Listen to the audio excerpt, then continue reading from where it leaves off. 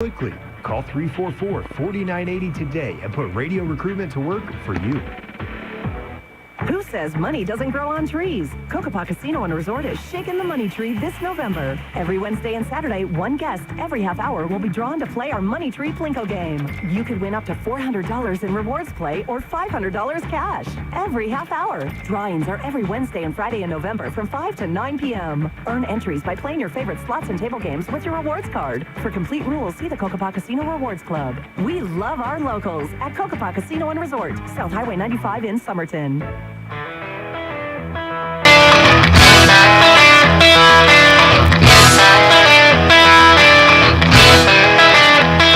AM 560 KBLU, Russ Clark with you, and Johnny's in studio. Good morning, Russ. Hyundai of Yuma, they, of course, advertisers on the show out there on 32nd Street. Go visit that veteran-owned business for America's best warranty, 5 years, 60,000 miles, 10 years, 100,000 miles. If you get a chance to test drive that new truck, do it in a hurry, because, look, it's selling fast, and that's been something nationwide, like the fastest selling vehicle available. We'll see how long that lasts. But 8 days, Johnny, from the time the dealer gets it till it's gone. 8 days. So if you get a chance, test drive one. But Palisade and other Elantras and everything's on the lot. So go see them and give them a try. That's how you decide if it's worth the money. And you know, yes, it's America's best warranty, but you like driving it. You know, it's got to be something you can fix. Let's take a phone call. You're on the air. Yes, Russ, thought I'd call in with the latest Rittenhouse trial. Yeah, good morning, team. And it's, as I look at it, it's kind of a mess. The jury instructions, understatement, you know, that the judge gave were just very long and kind of confusing. And now the jury is kind of confused. Yeah. And so they asked for more jury instructions, and it hasn't helped any that the prosecutors come across as really sleazy, if not downright evil. It's hard to tell the difference sometimes, but they said they gave a video to the defense, and it turns out it's a video that's only 1/4 the resolution of the video they had for themselves. And there's a lot of questions about how they got it, and how long they had it. Well, and you're supposed to give evidence to the defense in the same format. It's supposed to be the same evidence as you have. Yeah. And the prosecutor started making it, one of the prosecutors, Krause, started making a bunch of excuses. Well, I got it from so-and-so, and I put it through this, I sent it through that, and how do I know what happened to it after that? It didn't look good, but there's a bunch of excuses. I mean, there are systems set up to prevent that kind of problem. And the real question that people have, I've seen, is, was it deliberate or not? You know, and you don't know. This evidence has become one of the linchpins of the prosecutor's, you know, relatively poor case. They try to claim you can see something in the video that I don't think you can see, but they don't have much of a case, so, you know, they have to go with whatever they gin up. And then you have protesters outside the courtroom, and I've heard it's roughly amounts both for and against Kyle, but jurors shouldn't have to be worried about getting intimidated by protesters yelling at them to do one thing or another. And so I don't know whether they can hear the protests or not, and that's another problem. And they've been in and out a couple times, so it's not a quick verdict. And the judge, who I've been a fan of, Judge Bruce Schroeder, has got a cold. Oh. And I'm thinking it's not, his judgment isn't as good. He's had generally pretty good judgment. But there's a lot of waffling on, you know, well, I'll take this under advisement. We'll see if I make a decision later. I might make a decision sometime. Why aren't they sequestered? A deal like this, where it's national attention? And I wondered the same thing when they first set this up. And I thought they should be sequestered because it is such a nationally prominent trial. Yeah. But what I think happened is that all the parties there are used to dealing in Kenosha, which is not a huge city, and they just weren't prepared for the national nonsense they're going through.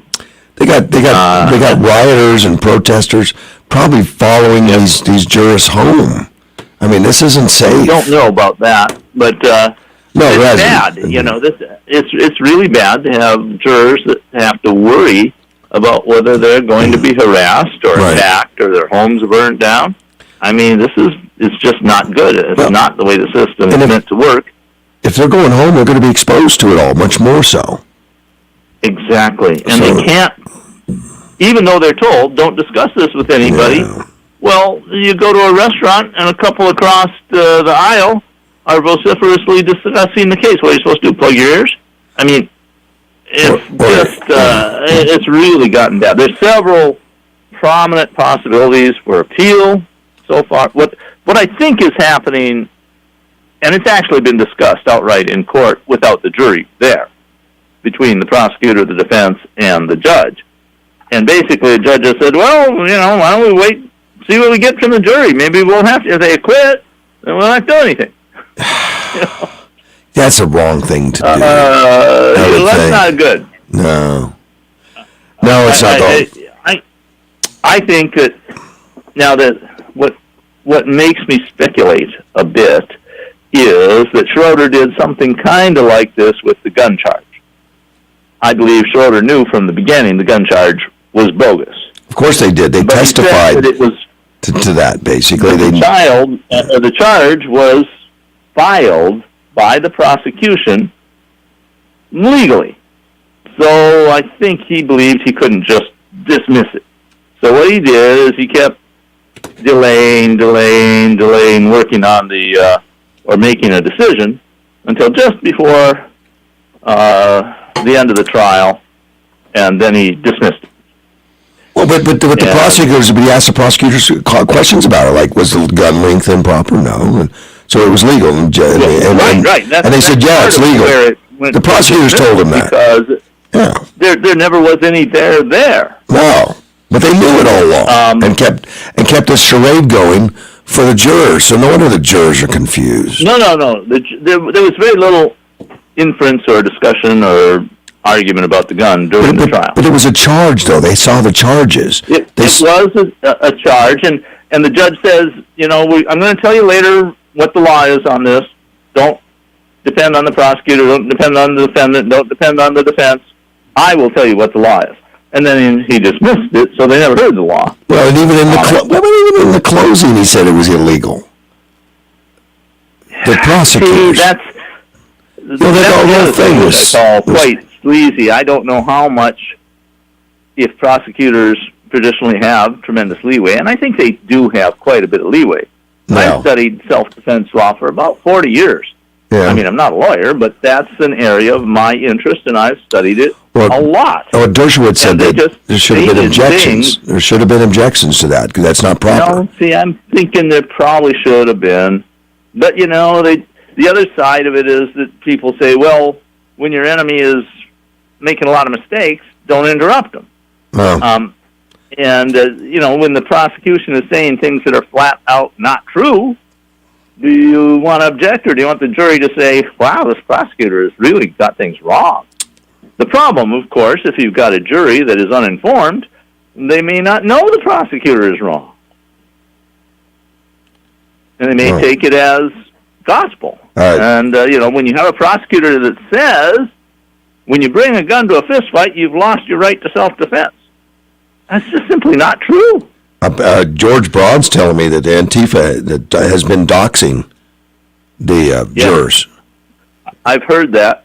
Well, this thing's a mess. What you get here is, in my opinion, this is just utter breakdown of the justice system in the U.S., because what you have is one political system using violence and threats to get their way.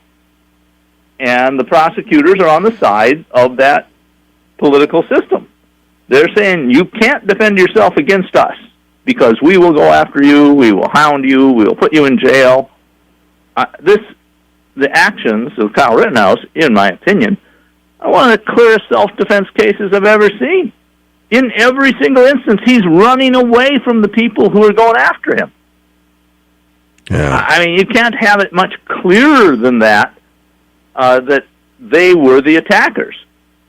And, there are 3-4 instances where he fires shots. All of them appear to me in absolutely clear self-defense.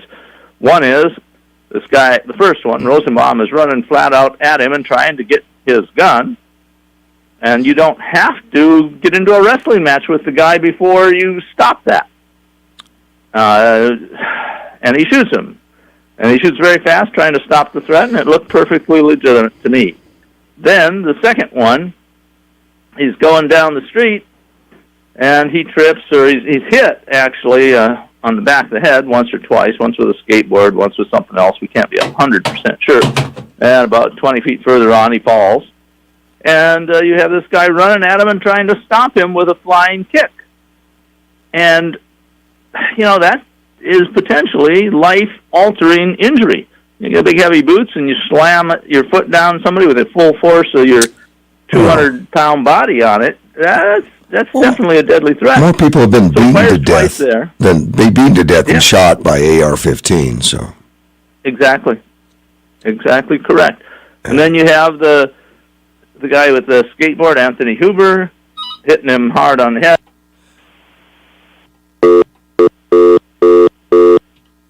Well, I was trying to get 2 calls to call in. I screwed up because I got a new system. I hung up on both of them. Oh, no. So George and Dean both call back in if you could. Both of you. In fact, let me take a break while you do that. We'll be right back. In today's Farm and Ranch headlines from AgNet West, there's still time to submit information as part of the National Hemp Survey. More about the survey after this. You're going to need me. You're going to need us. All of us. You're going to need our help with your water, your air, your food. You're going to need our determination, our compassion. You're going to need the next generation of leaders to face the challenges the future will bring. And we promise, we'll be there when you need us. Today, 4-H is growing the next generation of leaders. Support us at 4h.org. AgNet West Radio Network, your trusted agriculture news provider for the state of Arizona, bringing local, statewide, and national headline news right to you on this radio station. Let our team of Danielle Leal, budget revisions put surplus to good use for agriculture, and Brian German, Salmonella outbreak report points to adjacent land use, keep you informed here, weekdays over the radio airways, on our Farm City Newsday podcast, or online at agnetwest.com. USDA's Bill Richmond provides us with an overview of some of the data being sought in the current survey of hemp producers. We are looking for inputs on acreage planted in hemp, whether it is being grown outdoor or grown indoor in a greenhouse. We're also asking for the end use for each of these operations to determine what the hemp is being utilized for, whether it's going to be used in a cannabinoid product like a CBD or a grain or fiber product. We're also very interested in the prices received by producers. And so we ask in the survey what prices are being received at the farm gate level so we can better understand some of the economics around what hemp is being sold for in the countryside. I'm Brian German for AgNet West Radio Network. Hey, darling. AM 560 KBLU. Russ Clark back with you. Johnny's in studio. And I have George on the line. I lost Dean. I tried to connect to both, and I hung up on both. That's all. I forgive you. Thank you. George, how are you, man? Hey, pretty good. Good morning, George. By the way, I was thinking about that. Is George Catley still around? No, George. Because I used to love to listen to him in Yuma. Yeah, no, he passed, a few months back. Oh, okay. Well, God rest his soul. Yeah, He was great guy. He was that anchor on KBOU for years, and all the TV shows, too. Nobody knew Yuma agriculture like he did. No, great guy. Yeah. Guys, there's a whole lot of stuff that's going on in this trial, and, frankly, I did, and I've got to start this with a caveat. I don't try that many criminal cases. As a matter of fact, very few in my entire lifetime. and if you don't count a whole bunch of traffic court cases when I was poor and first out of law school. But you seem to know a lot of criminals, though. Well, I live in Washington, D.C. He's in the neighborhood. Oh, he's in the neighborhood. That's what that is. All right. Got it. I hate to bring this up, but, taxation is just legalized theft, and everybody knows that. And they're getting ready to really start stealing bad here. So anyway, but one of the things that comes out of this is that, as what he was trying to say, although there's something on the internet, if you didn't see it about yesterday, was in the middle of all this fighting and everything else, Domino's Pizza basically made their Christmas commercial because they showed up with about 50 pies and everybody stopped to eat pizza. And, they stopped yelling at each other and they stopped screaming at each other and everything else. And actually, you saw both sides sharing a pizza. No way. If you just put peace on earth, goodwill towards the man over that, you've got a Christmas commercial right out of Hallmark. It was unbelievable. It just stopped for about 30 minutes where everybody sat around, ate, and drank sodas, and then, then it went right back to it. It was the most interesting thing you ever saw. All right, one of the things that's going on was when, what they said in closing arguments and everything else was given to them in jury instructions. Right. And the jury instructions give you the law down to the points on each one of the things. But, yeah, it should have been sequestered, but more importantly than anything in the entire world, the national media and everything else and all the media who said that they would be good when they did this have been filming the jurors, and they have their pictures and all that other stuff.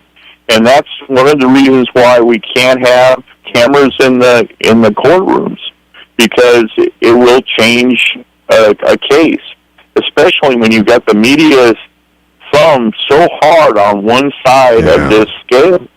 I've never seen anything like this. They've convicted him. Even still, Politico here still says that it was an illegal gun.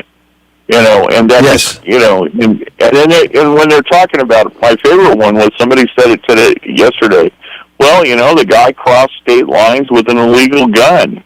And he should have been immediately arrested and taken care of. Those both aren't true. Yeah, neither one's true. Well, no, they were talking about the last guy who got shot. Oh, that guy. Yeah. And which made more sense, and I go, yeah, well, the guy who he was a felon, first off, he shouldn't have been carrying a weapon. How he got the weapon is another thing.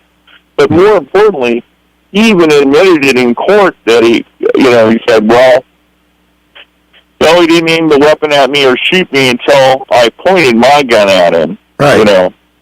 But when you're standing there going, okay, well, how much self-defense do you need? And the other thing is if you ever watch any one of these Antifa, any one of these BLM rallies, you will see a large contingent of these black box guys walking around with skateboards. And the reason for that is then they can say, well, that's my way to get around. But that is a very, really awesome weapon. It's got, heavy metal on both ends, and they sharpen the sides of it, so you can cut somebody with it as well. Really? And so, they beat the crud out of people. There was in, I don't know where it was. They were showing the Broken. I was someplace in Seattle or Portland, one of the ones where they're continuing to go through. But the biggest thing is, think about this. The guy who took over Seattle, 4 blocks, had AR-15s. None of them were legal. He was a felon, and he was handing them out, and he ran that whole, conclave, whatever they called it, for, more than a month and a half, stole from all the locals, and everything else. Killed 3 people, including a child, and he was never even arrested. And the reason for this is because of the fact that Soros went in and bought these DAs in every single one of these cities. And once you put one of these guys in, San Francisco's got one, Philadelphia's got one, St. Louis has one, Chicago has one. I mean, you put these people in, and they will only, they say, well, we're not going to have bail anymore. We're not going to do the death penalty anymore. We're not going to take care of we're only going to, urinate in the street, sell drugs, do prostitution. We're not going to worry about any of those little things. We're going to take care of the big things. And then they don't take care of the big things either. And, yesterday there was a diamond heist in somewhere in the Bay Area where 9 people went in and broke all the jewelry right before the store closed in a mall and then walked out. And there's nothing these people can do because, you're not allowed to try to stop them or anything else. And so there's another store that will close. I mean, they just closed, 5 Walmarts in San Francisco the other day? Yeah. Walgreens, you mean, Walgreens. Walgreens. But I remember living in San Francisco, and it was a very big deal that they didn't want a Walgreens to move into town. And now they're fighting to keep them in town, and they're saying, well, you have to stay. And the DA actually said that. He goes, well, they're moving because they're making too much money here. Yeah, okay. No, they but the liability that you're seeing, it's not even under cover of looting anymore. It's you saw the one where they just pull up, or what was it the other day? Somebody stole 3 widescreen TVs, which I thought was hilarious because you know what happens when you plug that thing in? Yeah. Well, because of the fact that it goes right into the internet. Oh, it does. You plug it in. Can they identify exactly it? Where it is. Oh.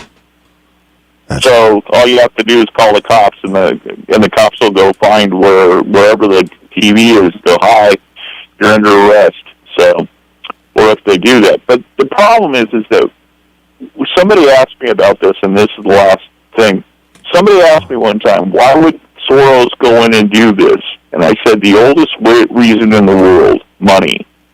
Because of the fact that the most secure investment for decades in this country has been a municipal bond. And so what he would do is sell long on the bonds. St. Louis, he did it. Milwaukee, he did it. Pennsylvania, he did it. He's done this all over the world. Then you come in, you have a bunch of riots and everything else. People stop, going, well, I'm not going to put up with this anymore. And they, all of a sudden they can't get insurance, and the businesses move out. And then your tax base falls. And then you look like Baltimore or Detroit, and the problem is that now your bonds are going for pennies on the dollar. Right. And that's when he buys them back. And so, I mean, it's the oldest scam in the book, sell high, buy low. So anyway, but yeah, this is going to be an interesting trial. I still think that just by what they did with the video, the last thing that should be done is just, that they have to, the judge has to take the motion that this was, and call it a mistrial with prejudice and say, we're not trying him again. You guys have already blown it. Yeah. But I mean, I don't do enough trial work that I think I'm that good of an attorney, but I was talking to a couple other attorneys. They said, even, one of the guys goes, even when I was an alcoholic, I could have done a better job than the prosecutor. And by the way, I sent you on your Twitter my favorite cartoon that came out from Ramirez this morning, where it has the judge sitting on the bench, and he looks up and says, no jurors, I don't care if you are unanimous, you can't find the prosecutor guilty. There you go. You guys all. Oh, by the way, we got a couple of good guests coming up, and I will talk to you guys later. All right, buddy. Take care, George. Bye. That was George. As I hung up from Dean, accidentally. Dean, I'm sorry, man. Tried to get them both on the same time. I forgot the new system to get them both on the same time. I had to lock them on. Because when I switch, I hung up, Johnny. My bad. Yeah, we'll find out more about the Rittenhouse today, hopefully. I don't know what's going to happen. I don't think anybody knows. Jury's gone for 2 days, not sequestered. They got to be scared. People are following them home, probably. It looks like they've been doxing them. They know who they are. And they're rioting, threatening. Not the place to be, for sure. Let's take a phone call. You're on the air. Good morning.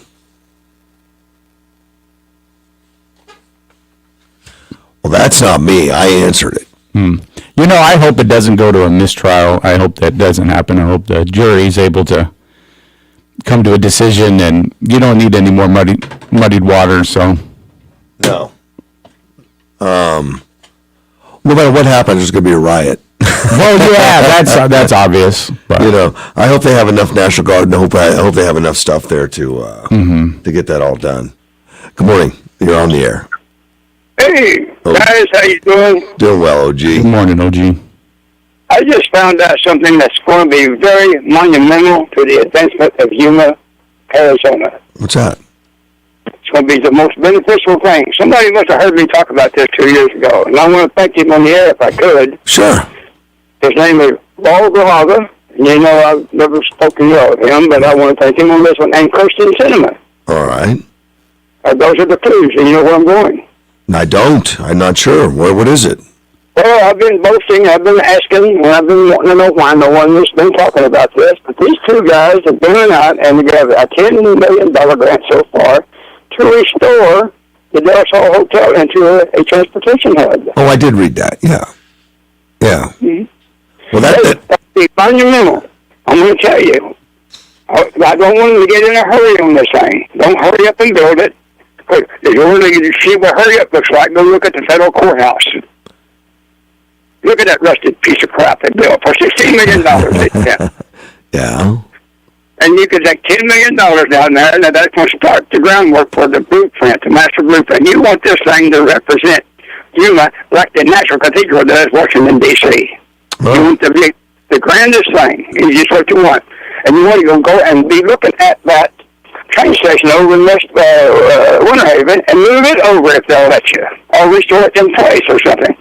But this can be the masterpiece of Yuma if it's treated right. A transportation hub, guys, think how important that is.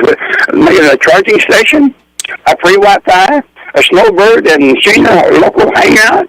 You can put all kinds of stuff in there. A K-store, and those roads around the building, make those bus lanes for limos and taxi cabs. We got to do some new thinking here. I may be 80 years old, but I'm not brain dead. You know? No, you're not.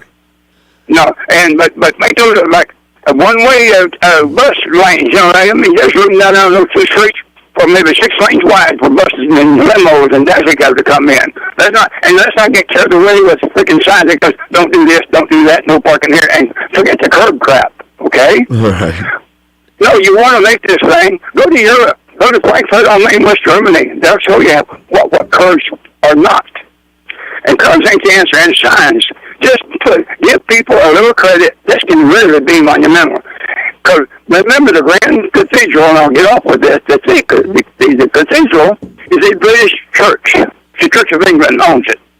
Teddy Roosevelt laid the cornerstone in that thing in 1907. They did not finish that until 1990. Few people know that. It's over 80 years in construction. So this thing here, this hub down here, and I would like to see them use a lot of Arizona copper into the building, you know, like copper rails to simulate the ornamental iron, you know what I'm saying? Because we're a copper state. And use a lot of red Spanish tile, you know, for the roofing, you know, and make it a Spanish Western design is what I would do to go along with what it is. I like to fell over when I read that, so I want you to call those Rawl up and thinking, because I want to tell you, that's monumental for you, the way I see it. All right, man. All right. Appreciate the call, buddy. Bye-bye. We'll be right back. AM 560, KBLU. Another West Coast storm will stay too far to the north to have much impact for us, aside from a few passing clouds now and then. We're dry the rest of the week. 84 today, 82 tomorrow. Fever is the leading sign of COVID and the flu, so keep your family safe this fall with the Exergen temporal scanner. It's the only thermometer proven to be accurate. Learn more at Exergen.com. I'm meteorologist Terry Smith from the Weather Channel. Spectrum Mobile is reinventing wireless again. Get unlimited on 2+ lines for $29.99 a month per line. No contracts, no added taxes or fees. Includes nationwide 5G. Save up to 60% with Spectrum Mobile. Get unlimited on 2+ lines for $29.99 a month. Call 855-438-2999 or visit a store near you. Offer valid for new customers on 2+ unlimited lines. Spectrum Internet required. Savings based on 2-line comparison of unlimited plans among major national carriers as of 9/20/21. Prepaid excluded. Restrictions apply. Listen right here on 560 AM KBLU from 8 to 9 a.m. every Monday morning to Life, Death, and the Law, where Sean Garner and Adam Hansen discuss estate planning options. Spend Monday mornings 8 to 9 a.m. with Sean and Adam from Deason, Garner, and Hansen, and learn how you can plan your estate using a will or a trust to protect your family and secure your legacy. That's Life, Death, and the Law every Monday morning from 8 to 9. Right here on 560 AM KBLU. Last year alone, $55 million was wasted on Facebook advertising and another $48 million on Google by people who thought they knew what they were doing, but found themselves overbidding on search terms, buying wrong audiences, and using ineffective tactics. Wouldn't it be better to talk to someone who knew what they were doing from the start and could give you solid strategies and advice? Get free advice. Sign up for our business building e-tips and take the guesswork out of your marketing plans at yumaadvertising.com. Time for some smart saving. Give the gift that lights up their future. I'm Arizona State Treasurer Kimberly Yee. This holiday season, give the gift of education by opening an AZ 529 Education Savings Plan. You can invest with as little as $15 a month, and anyone can give. Parents, grandparents, aunts, uncles, anyone. Visit az529.gov today and give the present of a brighter future. Now that's smart saving. The holiday season is here. What's expected this year? Shipping delays. Why take that chance? Do yourself a favor. Look around at what you can source locally. Visit our local advertisers. Many have goods available for you without shipping costs or delays. When you buy locally, the money stays in our local economy, paying for jobs, schools, roads, and emergency services. When you order from Amazon, that money leaves Greater Yuma. Jeff Bezos doesn't need another spaceship. Shop locally. Advertise locally. Learn how at yumaadvertising.com. Derek Egeberg, branch manager with Academy Mortgage here, NMLS number 180899 with Academy Mortgage, inspiring hope, delivering dreams, and building prosperity, where we help individuals and families build a foundation for their future by providing opportunities to obtain home ownership through unique products and services. Academy Mortgage is an equal housing lender, NMLS number 3113, Arizona license number 0904081. Arizona Marketplace is open Thursday through Sunday, 9 a.m. to 4 p.m. It's the largest and best outdoor market in Yuma County. Looking for unique items? Arizona Marketplace is your place in Yuma County. Christmas is approaching fast, and Arizona Marketplace has that unique item you're looking for. Of course, it's an experience you want to share with the whole family. It's outdoors, but completely shaded with daily entertainment and food vendors. Come explore the many vendors of Yuma's best Arizona Marketplace, 3351 South Avenue 4E. All this talk about chip shortage, but I still have plenty of snacks. Not that kind of chip shortage. Listen up, folks. The chip shortage is real. Put down the snacks and get to Bill Alexander Flatline Mitsubishi. Now is the time to trade in your vehicle and get top dollar. You need to come in now to Alexander Flatline Mitsubishi and check out the largest selection of new Mitsubishi Outlander vehicles. Stop into Bill Alexander Flatline Mitsubishi, 13 East 32nd Street in Yuma, to test drive the new Mitsubishi Outlander. These chips are delicious. What's all the buzz about nasal irrigation and Navage, and should I try it? Here's the science. Airborne germs invade through your nose. It's the body's air filter for trapping allergens and viruses. When your nose gets clogged, it's less effective and germs multiply. Eventually, your immune system can get overwhelmed and you get sick. Nasal irrigation is an effective, all-natural way to clean your nose. It's not a drug, it's more like plumbing. Saline goes in one nostril, around the back of the nose, and out the other nostril, flushing out mucus and germs. I'm Martin Hoke, and I invented Navage to make cleaning your nose easy. It's the world's only nose cleaner with powered suction. Navage pulls out the bad stuff so you can breathe better, sleep deeper, snore less, and feel healthier. At Walgreens, CVS, Rite Aid, Target, Bed Bath, and Walmart. Or go to Navage.com for a free gift with purchase. Over 2 million sold. Navage, Navage. Clean nose, healthy life. AM 560 KBLU. Russ Clark with you. I got Johnny Porter in town, in studio, sitting here with me. And I have a phone call. You're on the air. Buenos dias, senores. Mr. Gilbert. Hey, good morning, Gilbert. How y'all doing? We're doing well, man. Well, I'm laughing my butt off right now. Why? Because our great Congressman, Dr. Paul Gozart, gets censored. Yeah, man, they kicked his butt, buddy. Man, Nancy Pelosi, they talked about him all day in the House. Yeah. They were just outraged. Like, they've never seen anything like this before. What a horrible man. This Paul Gozart did a cartoon. That stuff's been done forever. They've been doing that stuff. But it's all politics. You're absolutely right, but what cracks me up, the fact that they were talking about him all day long, Dr. Paul Gozart, Congressman Gozart, had control of their feeble minds. Do you know he took the video down like when they first complained? Do you know he put it up after the censure? He put it back up. Good. How come Maxine Waters didn't get censored? And she caused for people to get harassed. There's a laundry list of them, buddy. That Paul Gozart did not do anything to deserve that. That was insane. And now there's a new criteria for censorship. It's like everybody's going to get censored now if you follow this. Did you see the representative out of Colorado, Representative Lauren? That little lady? Yeah, you saw her? 5 foot missing? Yeah. She was amazing. When she got to speak, she ripped into all the Democrats for their hypocrisy. Sure, every Democrat voted to do it. And to Republicans. To Republicans, because it's Liz Cheney. Of course, Liz Cheney. Yep. Yeah, and that other one that's quit already. Forget his name. Yeah. Adam Kissinger. What made me laugh when her time was up. They generally give you 30 seconds to finish your sentence. Not that guy. Oh, your time's up. Your time's up. Your time's up. Oh, she was laying into him. It was beautiful. Yeah. Yeah, I got that. Can you send me that video? Yeah. Yeah. Another thing, Russ. Now we're talking about them having to have the National Guard up there and that trial. Yeah. What the heck is going on? They're out of control. They've allowed these clowns to take the streets. They've allowed these clowns to riot. And they need to shut them down hard if it happens again. You can't let them do it. Water cannons, AR-15. Yeah, you guys love the water cannons. Yeah, you guys. I'd be happy with a 22. Yeah, you got to put the water cannon brigade. You and Carl. Yeah. And I'll pay for the water bill. I'd rather have handcuffs and judges in jail. But you guys, you know what? I agree with you, Russ. Yeah. But how are we going to get the handcuffs on them? Hit them with a baton? Yeah, I don't care. You overwhelm them. You shock and awe, man. Grab the ones that don't run, and when the ones that run, they're not coming back.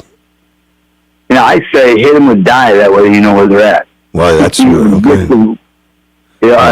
Another thing, Russ. We have come to the crossroads. What? America, we are at the crossroads. It's a do or die. Take back our country or die. That's it. Nothing else. We need to take it back, man. And right now the left is trying to destroy everything, not change, destroy. You know what, Russ? My problem, because I'm not very good at turning the cheek. How about you, Johnny? Are you good at turning the cheek? I try, man. I try. Yeah, but do you? Yes, of course he does. He's of course. But, it's time for our Republican Party to start slapping back. Well, it's time to go on the offense. I don't know about slapping back because that's still defensive. I think it's just time to go on the offense with our views, our morale, and just we've had enough. We don't need to become them, but we need to become aggressive. What I'm talking about, and I agree with what Johnny's saying, the offensive. We need to start bringing up all the garbage they've done. All the Maxine Waters and the rest of them, we need to bring it out. Yeah. Quit turning our cheek. Well. It's time for us to bring it out, what they're doing. Let these liberals that really don't understand, they're just followers. All our followers, they're not paying attention because we're not saying anything. We need to start saying stuff. And we're going to start by tonight's meeting at Community Christian Church at Colorado River Tea Party. We'll be having a great speaker tonight. We're going to have Carrie Lake will be on our ticket tonight. We're going to also have Nick Myers, Kevin Thompson, and we're going to have Kim Owens. Those three are running for corporate commission, and Miss Lake is running for governor. And that's a start by getting involved, paying attention to what's going on. Get that message sent out there, Russ.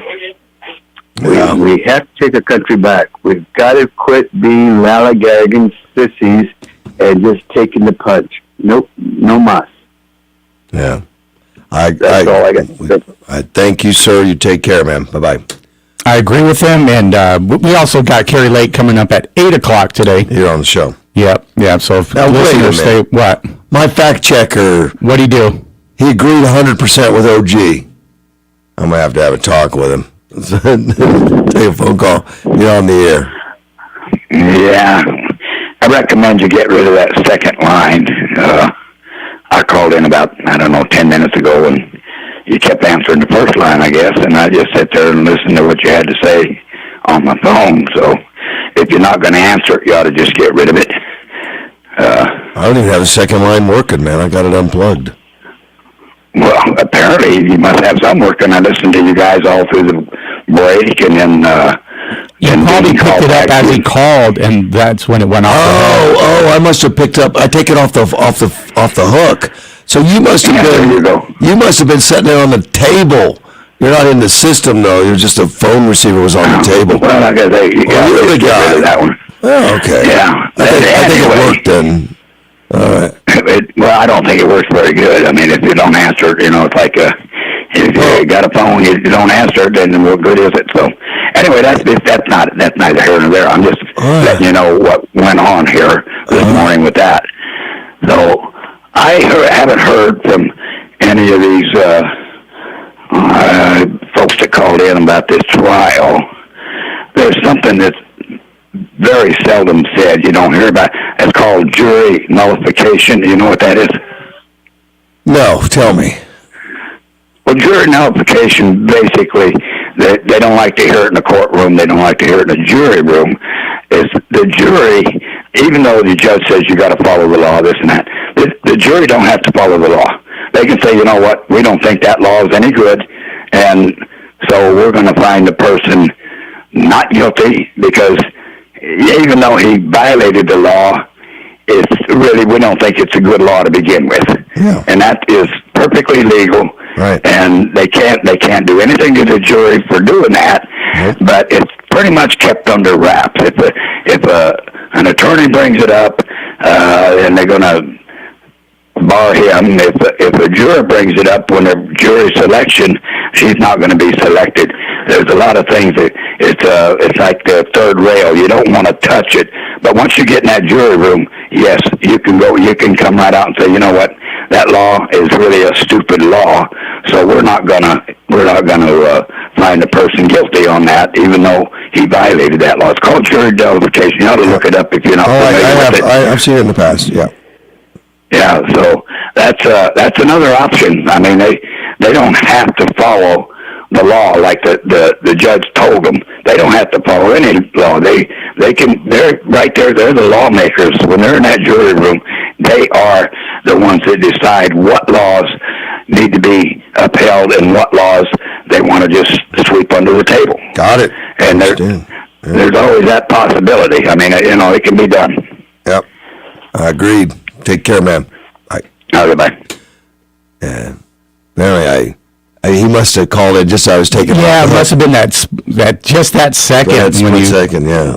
That's all right. Nice of him to sit there and listen.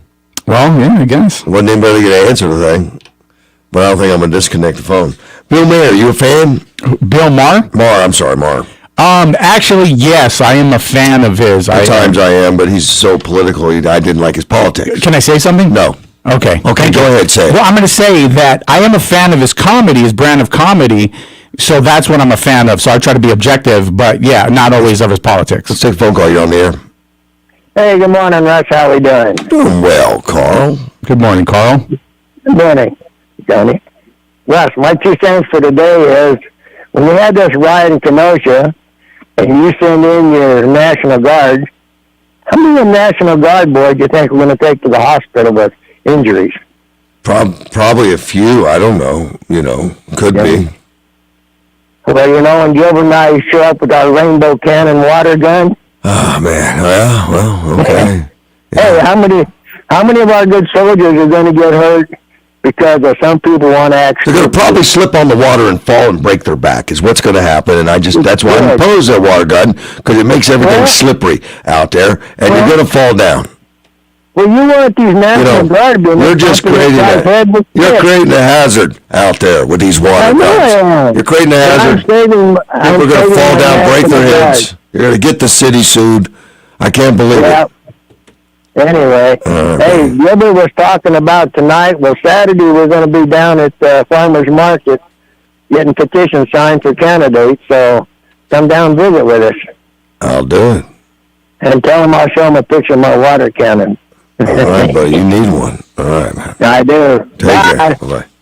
Man, these are the water cannon boys, aren't they? Yeah, they love the water cannon. This show took... Would somebody buy them a water cannon? If I had money, I would. Get them to calm down with the water cannon stuff. Does anyone in the United States even use a water cannon? Is there a police? I'm sure there is.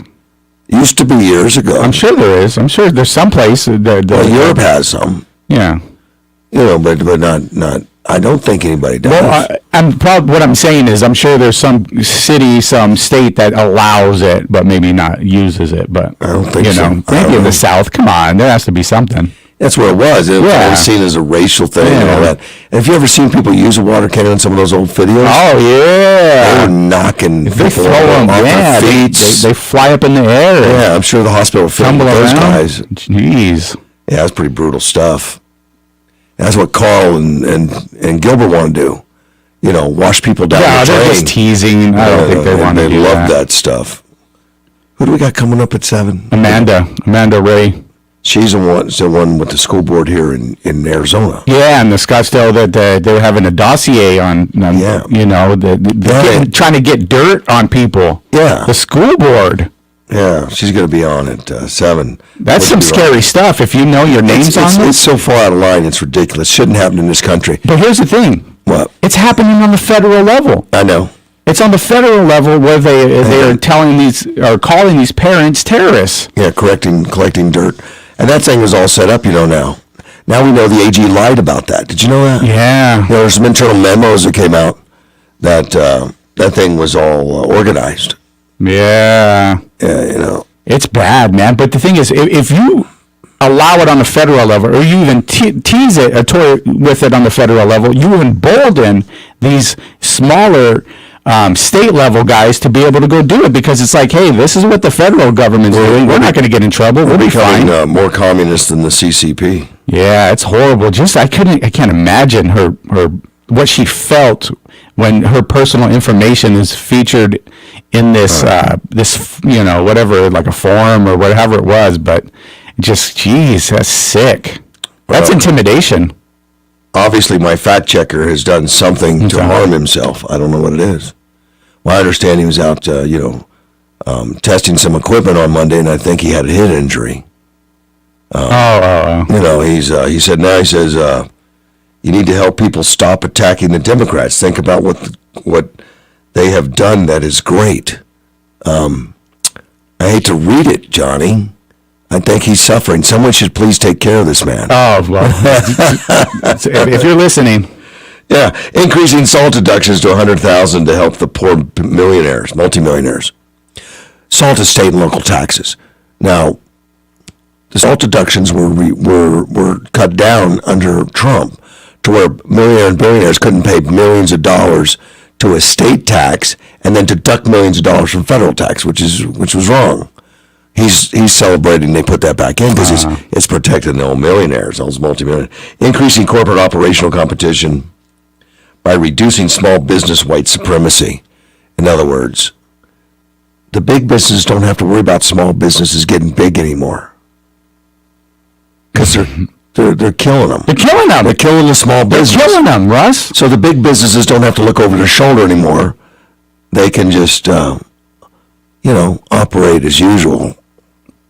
Increasing Freddie and Fannie Mac to cover mortgages up to $1 million to assist the lower upper middle class. So the $1 million homes now are covered. I really was thankful they did that. Were you? No. Adding $9 trillion. No, we're not the millionaires, Russ.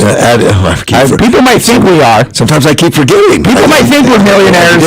I sat down at the wrong restaurant the other day, and I'm like, holy crap, I can't afford this. I had to leave. I left before the bill got there. There you go. Just adding $9 trillion to the economy and increasing shareholder value. That did not help me. All that's going to do is drive inflation up. But on the good side, all the millionaires and multimillionaires and billionaires, they pocketed that $9 trillion. Where do you think that all went? It ends up in their pocket. In their pockets, of course, because they did all the contracts. They got all the money for everything. Getting rid of guns so my armed security guys have less to worry about. Definitely a head injury. He's making sense from his viewpoint. Yeah, given his perspective. Yeah, and so here's the thing. I guess I know he does things kind of tongue-in-cheek a little bit, but he's serious from his viewpoint. But that's what I'm saying. So but he cares about people. It's not. Yeah, but I'm saying so when he says his viewpoint, what I'm saying it's in line with the elitist viewpoint. But he also knows this, Johnny. He's going to be fine no matter what. Yeah. So even in an economy where he has some competition, whatever, he doesn't worry about that. He doesn't. And he wants a strong America. He does. Yeah. But so I'm just saying, it is in line with the elitist viewpoint what he's espousing here. Lazy elitist.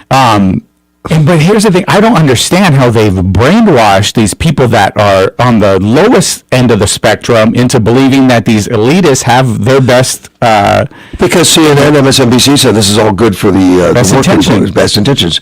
Just like they do it in China. It's all for the people. It's all for the people. As the People's Republic of China, exactly, right? Exactly. It's all for the people. Right? Even though they don't reap any benefits, they live on very little, while all the elitists live on everything they want. Yeah. And that's what they're trying to turn this country into is taking away the middle class. Exactly. And everyone's either on the top end or the bottom. Did you see that on PBS? They interviewed a guy that survived Mao's reign. Did you see that guy? No. Well, they were on PBS. I got to bring it up real quick. On PBS, they were trying to hook this guy into saying, you mentioned that some of Trump's tweets kind of looked like Maoist, do you believe that Trump was like Mao? The guy straight up on PBS said, no. And she kind of looked shocked. Yeah, like, how can you not bash Trump? That's what you're here for. Yeah, that's what you're here for. That's where we got you, because you put this out. And he goes, no, where we're at now is the problem. Now we're under and he's talking about the Biden administration. Correct. He says now we're in, and they just cut. So they cut and went to something else. It was like the segment. They just cut the segment, and that's where they dropped it. But he was saying now, under this leadership is where we're under a totalitarian regime. Well, if they cut it, that just proves that he's right. Yeah, I couldn't believe it on PBS, Russ. Yeah. Yeah, if you get a chance, guys, go check that out. It's pretty interesting. Well, maybe if we put more federal money and state tax dollars and everything into PBS, they would get better people. No, that would be the opposite. They're supporting the big government guys. Well, we're out of time for the first hour. We're going to be back with a guest. Yep, Amanda Ray. AM 560, KBLU. Well, so tear up this town. Now I gotta cut loose, put it loose. Kick off the Sunday shoes. Please, Louise, pull me up from my knees. Jack, get back. Come on before we crack. From the 1 hour air conditioning and heating studio, this is News Talk 560 KBLU, Yuma. Another tense day in Kenosha, Wisconsin. CJ Papa, Fox News, waiting for the jury to return to the courthouse in about an hour from now. The murder trial of 18-year-old Kyle Rittenhouse. Fox's Jeff Manasso reporting from Kenosha. The jury here in Kenosha County failed to come up with a verdict on day 2 of deliberations and asked several questions related to images, including the controversial drone footage shown at the trial that the state pins its provocation case on. A higher resolution version the defense says the state sat on. We've talked to Mr. Rittenhouse, and I'm going to be asking the court for a mistrial. The judge allowing jurors access to re-see the videos and allowing for now the case to play out as tensions grow outside the courthouse between Rittenhouse supporters and protesters, 2 of whom were arrested Wednesday. Jeff Manasso, Fox News. Meanwhile, the new jobless numbers out this morning for the week ending November 13th. Unemployment claims dropping to a fresh pandemic low, 268,000, but still above the 2019 average of 218,000. Meanwhile, a hearing today for the president's nominee to become the comptroller of the currency. But Tennessee Republican Senator Bill Hagerty, talking to Fox Business, says Saleh Amarova is not the right person to oversee the banking industry. They're talking about massively expanding the IRS. So she wants to control the bank accounts. The IRS is going to grow tremendously. The snooping on America is going to be severe. This feels like communist China and the surveillance environment there. That's the direction she wants to take us. The White House says she's eminently qualified, was nominated based on her strong track record and on regulation and strong academic credentials. The president signs 3 bipartisan bills into law today that expand benefits for first responders and law enforcement. And later this afternoon, the president holds the first North American summit since 2016, sitting down with both the Canadian Prime Minister and the Mexican president. America is listening to Fox News. I struggled with symptoms like frequent gas and stomach pain for years. I was bloated all the time with daily diarrhea. At first, I thought it was what I was eating. I kept thinking it was stomach issues. So I did my research and talked to my doctor, and we finally uncovered the truth. It was actually EPI. Exocrine pancreatic insufficiency, or EPI, is a condition where your pancreas is unable to help break down your food. It can lead to symptoms like diarrhea, gas, bloating, stomach pain, unexplained weight loss, and oily stools. And EPI symptoms can be confused with those of other common digestive conditions, like irritable bowel syndrome, Crohn's, and celiac disease. So getting to the right diagnosis meant being more open with my doctor about the severity of my symptoms and how often they were happening. But there's good news. EPI is manageable, so don't wait any longer. Use the symptom checker at identifyepi.com and schedule a visit or call with your doctor to ask, could I have EPI? Sponsor. Here's the news in 60 seconds. News.com. A multi-agency response has arrested several members of Mexican drug cartels in Imperial County for money laundering. Read the official report from the DOJ at YumaDailyNews.com. Arizona Western College held a Hall of Fame ceremony that honored 5 community influencers in education earlier this week, including Sheriff Wilmot. Check out the recap and what the sheriff said in a speech. YumaDailyNews.com. The drama continues with local Congressman Paul Gosar. He's been removed from the committees he serves on by the House, and now Yuma's other local congressman, Rahul Grijalva, has weighed in on the decision. Read the complete story, YumaDailyNews.com. Students in Yuma Union High School District this week are getting a special opportunity to attend a career fair. The district says it's a week-long event geared toward learning about college, military, career, and community opportunities.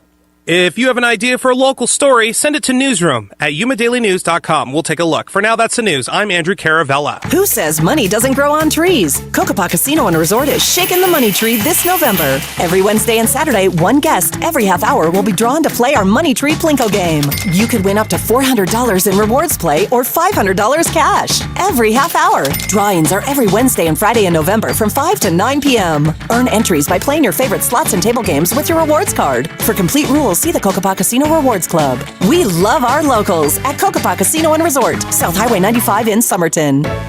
Be sure to listen Sunday afternoon from noon to 2 for the radio show that talks about all things real estate with award-winning broadcaster Stephen Gasquet. It's everything you need to know about your home, from buying and selling. Brought to you by PhD. When your home needs a professional home doctor, call PhD 344-911-1. Arizona Marketplace is open Thursday through Sunday, 9 a.m. to 4 p.m. It's the largest and best outdoor market in Yuma County. Looking for unique items? Arizona Marketplace is your place in Yuma County. Christmas is approaching fast, and Arizona Marketplace has that unique item you're looking for. Of course, it's an experience you want to share with the whole family. It's outdoors, but completely shaded with daily entertainment and food vendors. Come explore the many vendors of Yuma's best Arizona Marketplace, 3351 South Avenue 4E.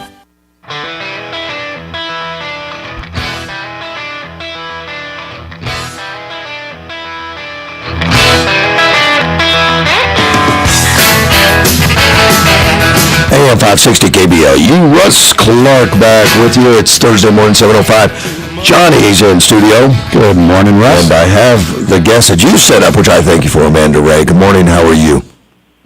Good morning. Thanks for having me, guys. Well, it's our pleasure because, you're standing up against some of the craziness, as we talked briefly, that's going throughout the nation. But this one's local. Your school board, your local school board right there in the Phoenix area. Is it Scottsdale or is it Phoenix? What was it? It is Scottsdale. It is Scottsdale. Yeah. And has kind of like an enemies list and collecting dirt on the evil parents that dare stand up for their kids. That's right, and I think it's important for everybody who has a child in the district, or even who has a community interest in our public schools, that we recognize that if it can happen in a place like Scottsdale Unified School District, it can happen anywhere. Yeah, we always thought that was one of the nicer school districts as far as parental involvement and all that, but it looks like was it recently taken over by some radicals, or do you feel it's kind of always been there? No, I think that it's definitely been politicized in the last couple of years. This particular person, this now former school board president, Jan Michael Greenberg, was elected and took office in 2019. And he ran as a politician. He does not have children. He lives at home with his parents and grandparents. He was elected when he was 24 years old. And it doesn't really have the students' interest in his they're not at the heart of what he's advocating for. He's refused to step down, even though he has embarrassed our community. Yeah. And he's made some really radical statements, and that's what sort of, and moms have instincts. And we started to notice last summer, in July, August of 2020, that something wasn't right. And so we started looking into his background and why he was on the board, and we didn't like what we saw. Which is an elected official. That's what people and voters are supposed to do, is to vet the people that are running, that are going to represent their communities, even at a high school level. Yeah, and unfortunately, and I'm guilty of this too, I didn't know, before March of 2020 and COVID, I didn't know a single board member's name, to be honest. My kids were happy in their school. We love our teacher, our campus, our principal. We weren't paying attention in this election, but his controversy started back in 2017 when he started harassing and bullying current board members. And his father created a parody account and called a current board member at the time a Nazi, and said some really horrible things. And he's just a disgrace to our community. But he ran unopposed. Really? And I don't think, he ran unopposed in 2018, and I think that many of us weren't paying attention at the local level. We were focused on politics and not in our local school district, and we didn't know. Amanda, I love that you say you're guilty of that. That's great, because we all are. You know, but we don't get involved enough, and I think that's changing. And obviously, you wouldn't be on a radio show in Yuma if you didn't think it was time for a change. Absolutely. You know, I naively believed, and I think that this is what has happened in the past, is that our school districts, our school board positions are nonpartisan. But I think that it is a tactic of the left to come and infiltrate at the local level and make changes there. This is absolutely a stepping stone for him. You know, again, his Facebook page was titled Jan Michael Greenberg, politician. And in January of 2021, he blamed our community, our parents, for being responsible for the riots on the Capitol. And it had no place in our school board. And when I called him out for that, that's when he started tracking me. And that very evening, my property deeds, my financial records, different background checks were then uploaded to this digital dossier that he started keeping on parents. Now, a lot of that stuff is public information that you know everybody can research. Of course, nobody's going to do that, particularly a politician looking for dirt on people that may complain about their actions running the school. So he's building a case up on everyone, like "don't mess with me" type stuff. That's right, Russ. I mean, my property records are a public record, but what legitimate purpose does an elected official at a school board need to curate and collect that information? Absolutely none. The fact that he did it, he should be taken out of office. I mean, that's nothing. And the reason he did is because he was complaining that you guys were researching him, who is a politician, who is making life decisions. It's supposed to be. That's how it's supposed to go. But he's not used to it because, like you said, a lot of people have been asleep and kind of taking these things for granted. But I think it's time we all wake up, and this is a beautiful wake-up call. So were you finding things in school that, that the parents didn't agree with, was critical race theory part of it or something like that? You know, I really got started looking at, I had never before, like I said, never paid much attention to board meetings or didn't even know who they were, but I started looking at board meetings, attending board meetings, and looking at the agendas. And in October, November last year, our school board spent almost $2 million on cameras, and they said, this is the future of learning, and had huge expenditures, and yet now they are sitting collecting dust. And I started to look at what was being spent. So I was focused on I'm a financial advisor, so I look for the numbers and look for the data.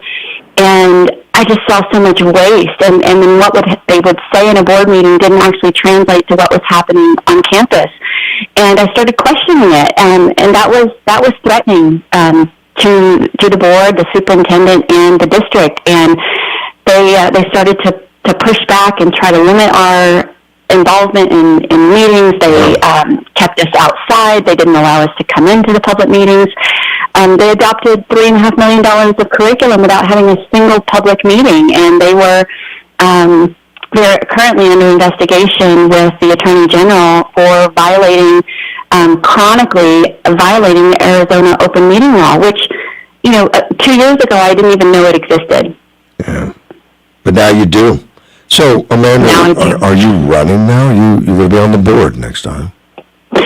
I'm not. I have some friends. I actually live outside of the district, and I open enroll. I lived in Scottsdale when my kids started school, and then moved to Fountain Hills, and I've kept them where they are. But we have some amazing candidates that have stepped up. So we are awake. We're not woke, but we are awake and paying attention. And it's time to put people on our board that have an interest in our students and what's right, and we need to take it back. No, wait a minute, Johnny. Didn't I say I patent that where I'm awake and not woke? I think there's 1,000 of you that have done that. Has it been 1,000 of you? There's like T-shirts made now, awake, not woke. And welcome to the family, Amanda. I thought it was okay to use on your show. That's great. No, I love it. And you got some help in your fight from one of our potential governor candidates. Yeah, she's been helping you, right, Carrie Lake? Oh, really? Yeah, she has. I got a phone call from Carrie Lake, and that unmistakable voice, and it was amazing. We sat down with her, and she's a mom, and she understands those maternal instincts to protect our kids and fight back against what's wrong. This should not be a political issue, but it is, and the left has made it that way. And yeah, absolutely. We need to protect our kids. And Amanda, I need a favor here. I'm going to have Carrie Lake on at 8 o'clock. Right. So you got any dirt on her or anything I can bring up or something? You're horrible. Anything horrible, Russ. Oh, you know what? I saw her eat a donut. Okay, there you go. Leave with that, Russ. Amanda, that's coming up. That's the worst I could say. She's Right, she shared donuts with us. The reason why I brought her up is because who becomes governor next? It makes a difference. It's very, with Katie Hobbs running? Yeah, and exactly right. And we need people like Amanda out there, and thank you for speaking up. That's huge for the country, but for your local community, and it works out from there, Amanda, as you well know. And if I could I know you've got concerned parents in Yuma, and if I could for a second, I'd like to give some advice on how to do this. There's nothing special about me. I'm not that adept at politics, but if I could just say to the parents that are concerned or just starting to wake up and realize this is, trust your maternal instincts. Get your meeting schedule for the board, study the agendas, go to the meetings, ask questions, plan a public comment, find people in your community that want to go with you, form a parent group, and then submit public records requests. We were asking questions and not getting truthful answers back, but you can submit a public records request, and under the Freedom of Information Act, they have to provide you with information that comes directly through their emails or contracts and anything that happens within the district. Well, let me, we got to go, but let me correct you first. I mean, you say you're not special, but you actually just took over my show. Very few people have been able to shut me up, Amanda, so congratulations. You are special. I like you even more now, Amanda. Very, very shut him up. Thank you for all you do, and thank you for your time for sharing, and I think it'll make a difference here in Yuma, too, so appreciate all you're doing there. Thank you. Thank you, Amanda. Absolutely. Thank you, guys. All right, bye-bye. We'll be right back. AM 560, KBLU. I may be crazy. In today's Ag Business Update from AgNet West, John Deere is once again being recognized for its innovation by the Consumer Technology Association. More after this. You're going to need me. You're going to need us. All of us. You're going to need our help with your water, your air, your food. You're going to need our determination, our compassion. You're going to need the next generation of leaders to face the challenges the future will bring. And we promise, we'll be there when you need us. Today, 4-H is growing the next generation of leaders. Support us at 4h.org. AgNet West Radio Network, your trusted agriculture news provider for the state of Arizona, bringing local, statewide, and national headline news right to you on this radio station. Let our team of Danielle Leal, budget revisions put surplus to good use for agriculture, and Brian German, salmonella outbreak report points to adjacent land use, keep you informed here weekdays over the radio airways, on our Farm City Newsday podcast, or online at agnetwest.com. John Deere has been named a CES 2022 Innovation Awards Best of Innovation honoree in the robotics category and in the vehicle intelligence and transportation category. It's the third consecutive year that John Deere has received an innovation award from the CTA, which recognizes outstanding design and engineering in consumer technology products. Deere is an honoree in two categories for its See & Spray technology, which is an advanced robot for the ag industry that uses deep learning, cameras, and robotics to detect the difference between plants and weeds to enable a targeted application of herbicide. The future of the technology will be important for treating each plant individually, providing only and exactly what every single plant requires. The announcement was made ahead of the CES 2022, scheduled for January 5th through the 8th. I'm Brian German for AgNet West Radio Network. I'm Lou Dobbs. Target and TJ Maxx post strong third quarter earnings, and New Jersey breaks its own sports betting record. Those stories next. This story is called The Ugly Truth About Timeshares. If you think you've done your family a favor by buying a timeshare, well, you need my help. Hello, I'm Chuck McDowell, founder and CEO of Wesley Financial Group. 10 years ago, I started helping folks cancel their timeshare. In the process started what's now called the timeshare cancellation industry. Timeshare is the only thing that you can buy that you can't tell me how much it's going to cost or when it's going to end. When you buy a timeshare, you give them a blank check to fill out any amount they want for annual maintenance and assessment fees. Sounds crazy, right? Well, the crazy thing is, this never ends. Stop the insanity today. Call my office now. I guarantee if we can't cancel your timeshare, you'll pay nothing. Were you lied to when buying a timeshare and want out? Get the facts about timeshare cancellation. Call Wesley now for your free information kit. 800-296-6868. 800-296-6868. 800-296-6868. Two retail chains, Target and off-price chain TJ Maxx, both posting strong third-quarter sales today. Both cited strong demand for products ranging from clothing to electronics for their increased sales, despite rising prices caused by the Biden inflation rate. Executives at both companies also pledging they have enough stock to keep their shelves full through the holidays. No word yet on any outcome in today's voting on a new UAW union contract with John Deere. And on Wall Street, stocks closing lower, the Dow down 211 points. Sports betting has been red hot in New Jersey, and the state just smashed its own record, topping $1.3 billion in wagers at its 9 casinos and 3 horse tracks. New Jersey is in a competition with neighboring New York for sports wagering. Please join me 3 times each weekday for my updates. This is the Lou Dobbs Financial Report.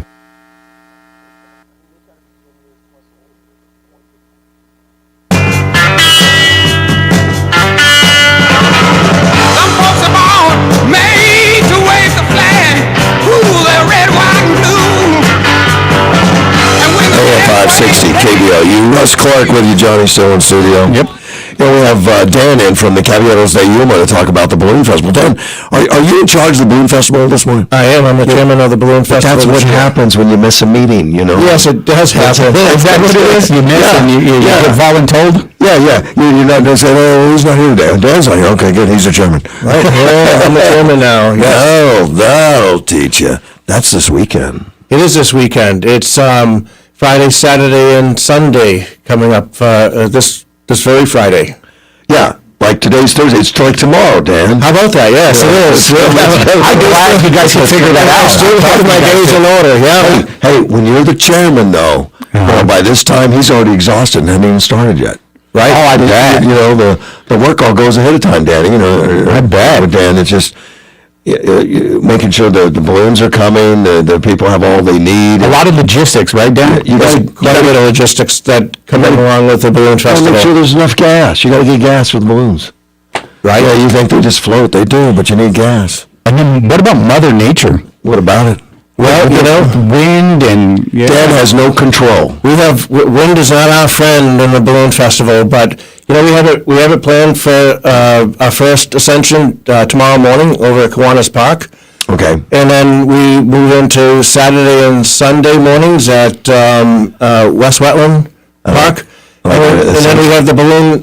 Yes. You throw out the big words. It's a big word. Yeah, did you like that? Okay, and then we have the balloon glow Saturday night at the Ray Kroc Desert Hill Stadium. Which has in years past been a big hit. That's a big hit where it's a festival. Right, and it's really good for all those people who don't like to get up in the morning, who still want to see a hot air balloon. You can come out and see a hot air balloon in the evening, and it's a great sight because of the flames thrown up into the balloons, and you really get to see the colors of all the different balloons that are out there. They're translucent, so they'll glow. That's the glow, and at night it's kind of cool. Yeah, it is cool. The balloon glow, yes. And okay, so tomorrow morning. Yes. Kiwanis Park, they're going to be taking off. That's correct. How many do you have? We have 20 balloons this year. That's a lot. It is. We've had more, but that's a lot. And with COVID, gosh, everything's, I don't know. Getting people involved has been, it's been a challenging year to get the number of balloons that we have this year. Yeah. A lot of them are repeat balloon pilots that come down. They've been down multiple years. They like it here. They do like it here, and they like the Caballeros. It's a 3-4 day event, depending on, some come down on Thursday, set up, get ready, and we have, it's almost like a small little family with the returns of many of these balloonists. They pretty much take off at sunrise, don't they? Yes, they do. So, a lot of people in Yuma get up at sunrise, but they can come down to the park and see that, and that's always fun to be around that and to be close to it. Yes. So this year, like in prior years, prior to COVID, it was a different setup last year, but we're going to go back to returning to our pre-COVID. Thank you. It's almost like we're in Florida. Right. So the spectators will be able to meander around where the balloonists are inflating their balloons. Yeah. They get to see it very close up, hear the pilots talking about it, hear what they need to do, how you ascend the balloon. It usually takes 4 or 5 people to get one balloon inflated and up. Right, because the envelopes are bigger than you think. They got to stretch them out, put them out on the ground, and keep them tethered while they're inflating. And it's a lot of fun. That's correct. So the first part of the balloon ascension is it's big fans powered by a gas powered fan is blowing a lot of air into the balloon. So Caballero, isn't it? Yeah. I mean, a lot of hot air. Yeah. I'm a guest. I was refraining from any hot air comments here. That's great. But it is cool to go early in the morning and then feel that warm air once they light it up and just feel that rush. I take my kids. My kids love it. Yeah, it is fun. So that's gonna be in the morning, and of course they take off and they go who knows where. We don't know yet. And then people chase them in the cars and try to be there when they touch down. Right, you have a balloon chase crew. That's fun. I like the chase crew more than being on the balloon. Balloon's kind of, it just goes along with the wind. It's kind of like very docile. I'm not a docile guy. No, you need some action. You need to be bungee jumping out of that thing. I want to try to figure out where it's going and race. Right? Yes, and let's go. Yeah, so the weather forecast right now is looking really promising for the balloons going up tomorrow and Saturday, and there's a slight wind that's in the forecast for Sunday, but we're hoping that dies down and we get 3 beautiful days of balloon flights. And I don't know what the wind is for them to take off. It's supposed to be like less than 10 mile an hour or something. That's correct. Yeah, it can't be much. Yeah, you don't want too much wind because it makes it a little bit difficult to land. Yeah, landing's bad. And I've been in them before where they land, Johnny, and they don't really stay upright. No. You're bouncing around as the balloon's been going through a cornfield or something. It's not fun. It's cool. It's fine. but it's hard on the equipment. It is. Right. It is hard on the equipment. And the farmer's field, you can't do that. You got to land on something where there's no produce. That's correct. Yeah, and that's the attempt. But Mother Nature, they have something to do with it, at times. But these pilots, they can amazingly control it more than you think.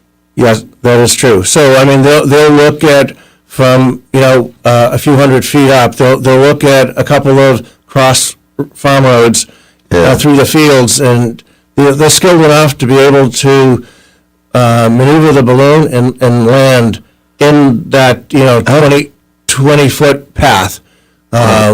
Otherwise, you got to carry it out. Nobody wants to do that. Right.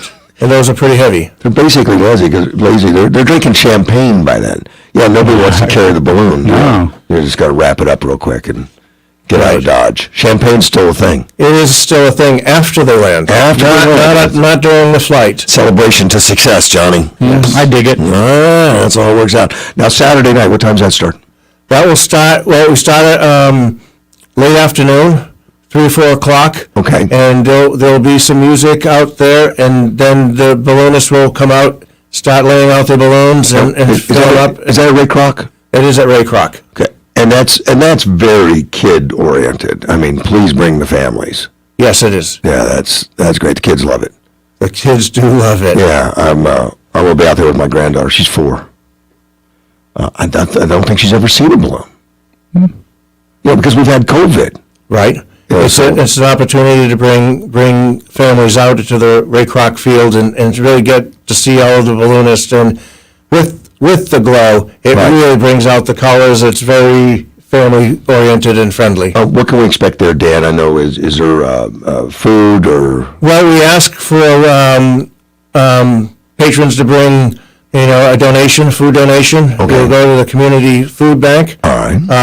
If you don't do that, it will be a $2 admission to get your family in and around the balloons. Fair.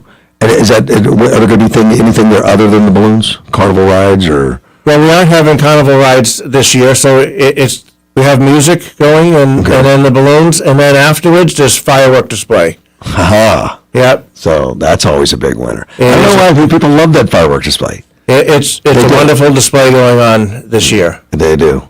And that's it. That's the whole balloon festival. Yes.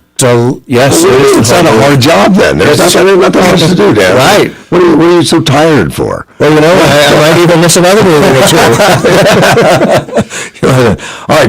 Do we have another event we're going to talk about? Yes. Is that Jeff that's going to do that? Jeff Johnson is here to talk about the next event coming up in a week. Let's play musical chairs. Go ahead. All right. Move around.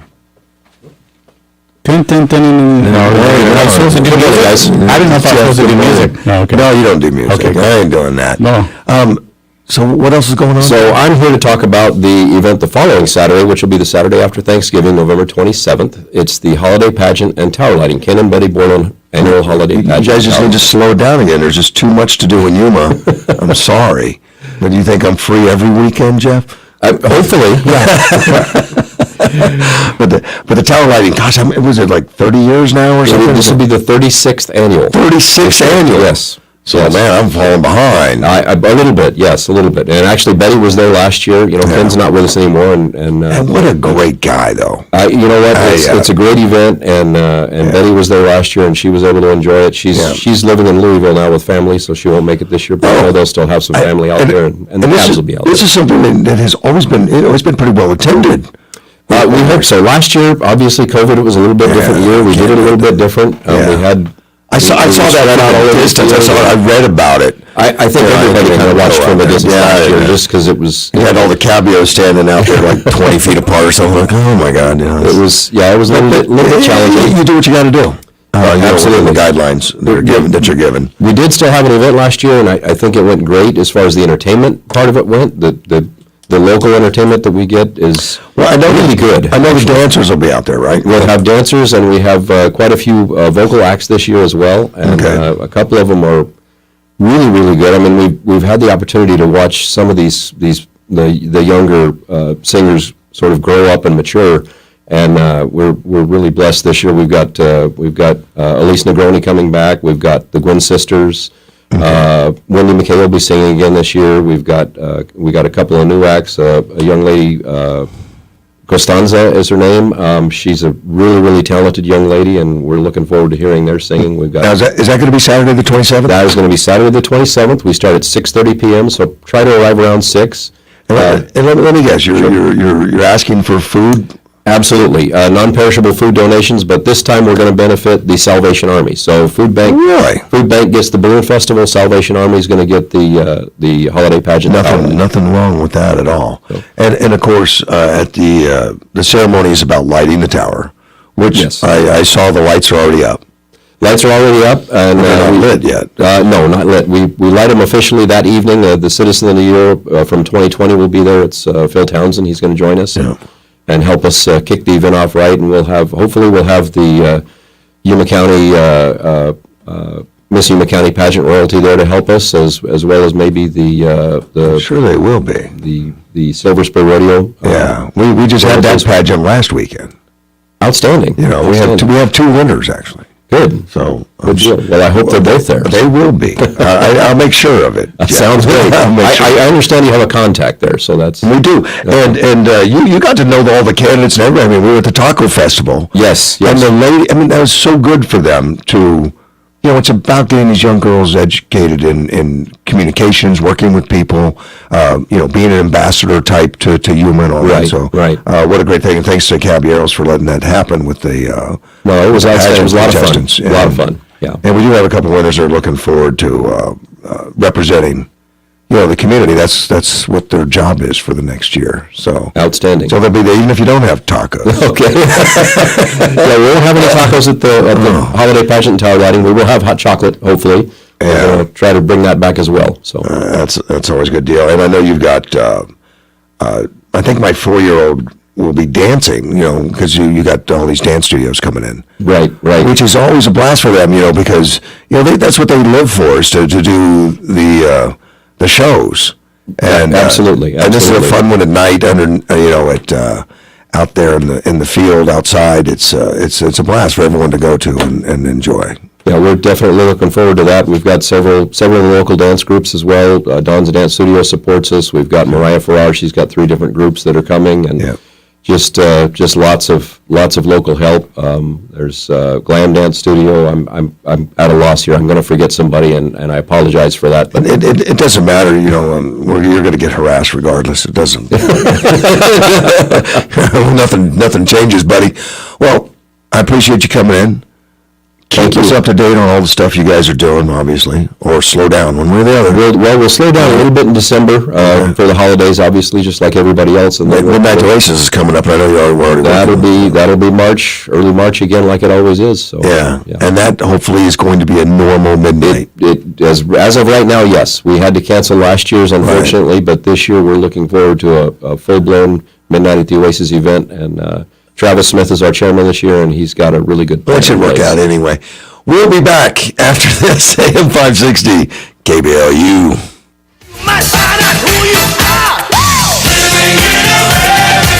What you see out there today, that's what we're dealing with the rest of the week. Plenty of sunshine, comfortable temperatures. 84 today, mid-50s overnight. 82 tomorrow, 80 the high Saturday. Fever is the leading sign of COVID and the flu, so keep your family safe this fall with the Exergen temporal scanner. It's the only thermometer proven to be accurate. Learn more at Exergen.com. I'm meteorologist Terry Smith from the Weather Channel. Are you struggling to find quality employees? Tired of placing the same old Sunday classifieds or getting lost in the online job boards and getting the same results? Then you need to call us today at 344-4980 and put radio to work for you. It's fast. Place an ad today and have it on air tomorrow. Whether you're looking for hourly workers or to fill highly specified job descriptions, placing an ad on radio will help you fill these positions quickly. Call 344-4980 today and put radio recruitment to work for you. All this talk about chip shortage, but I still have plenty of snacks.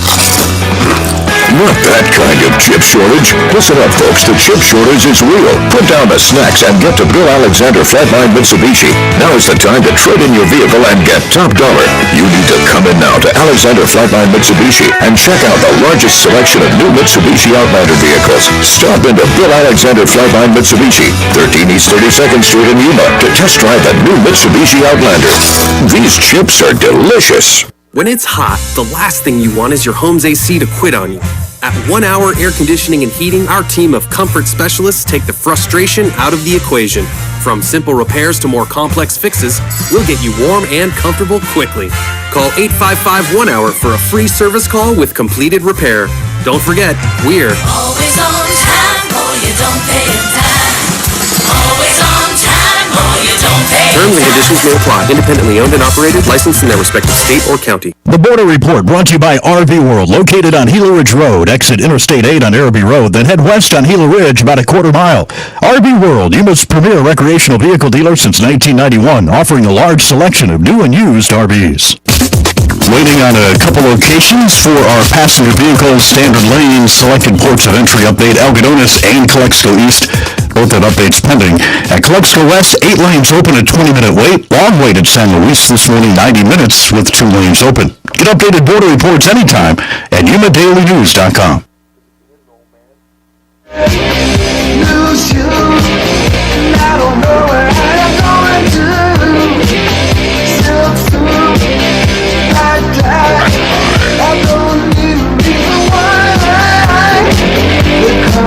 AM 560 KBLU. Russ Clark with you, and Johnny is in studio. Really nice to have those guests. Let me open up those phone lines. Let me see if I can do that. I can still. You can. Well, I'm glad that you have. I can't believe I hung up on Dean today, but I did. How rude of you. Really good to have Amanda Ray on, and she was great. Caballeros and stuff. And we do have a phone call. Let's take that. You're on the air. I hope you don't mind me calling, Russ. I don't. I mean, it's Too bad, I called. Anyway, back to water cannon boards and all that stuff. During the 60s, when they were using the water cannons, when they were hitting peaceful marchers, I had a problem with that. Yes, I did. I had a lot of problems. But who was president at the time? I don't know. I believe a fan of the water cannon. It was a Democrat. It was a Democrat. All right. And the governor at the time of Alabama, wasn't it George Wallace? Probably, yeah. And wasn't he a Democrat? I think so. Yeah, and most of the Democrats back in the South during those days were very racist, and they used the water cannon to disperse people, which was wrong. Oh, okay. And then they used water cannons during the LA riots when agitators were causing riots and mayhem. You have like a water cannon museum or something? What are you, a DOS? No, so I was watching YouTube. Watching YouTube. Remember, I'm 71 years old, so I've seen a lot of this garbage. All right. You know, I was using the TV.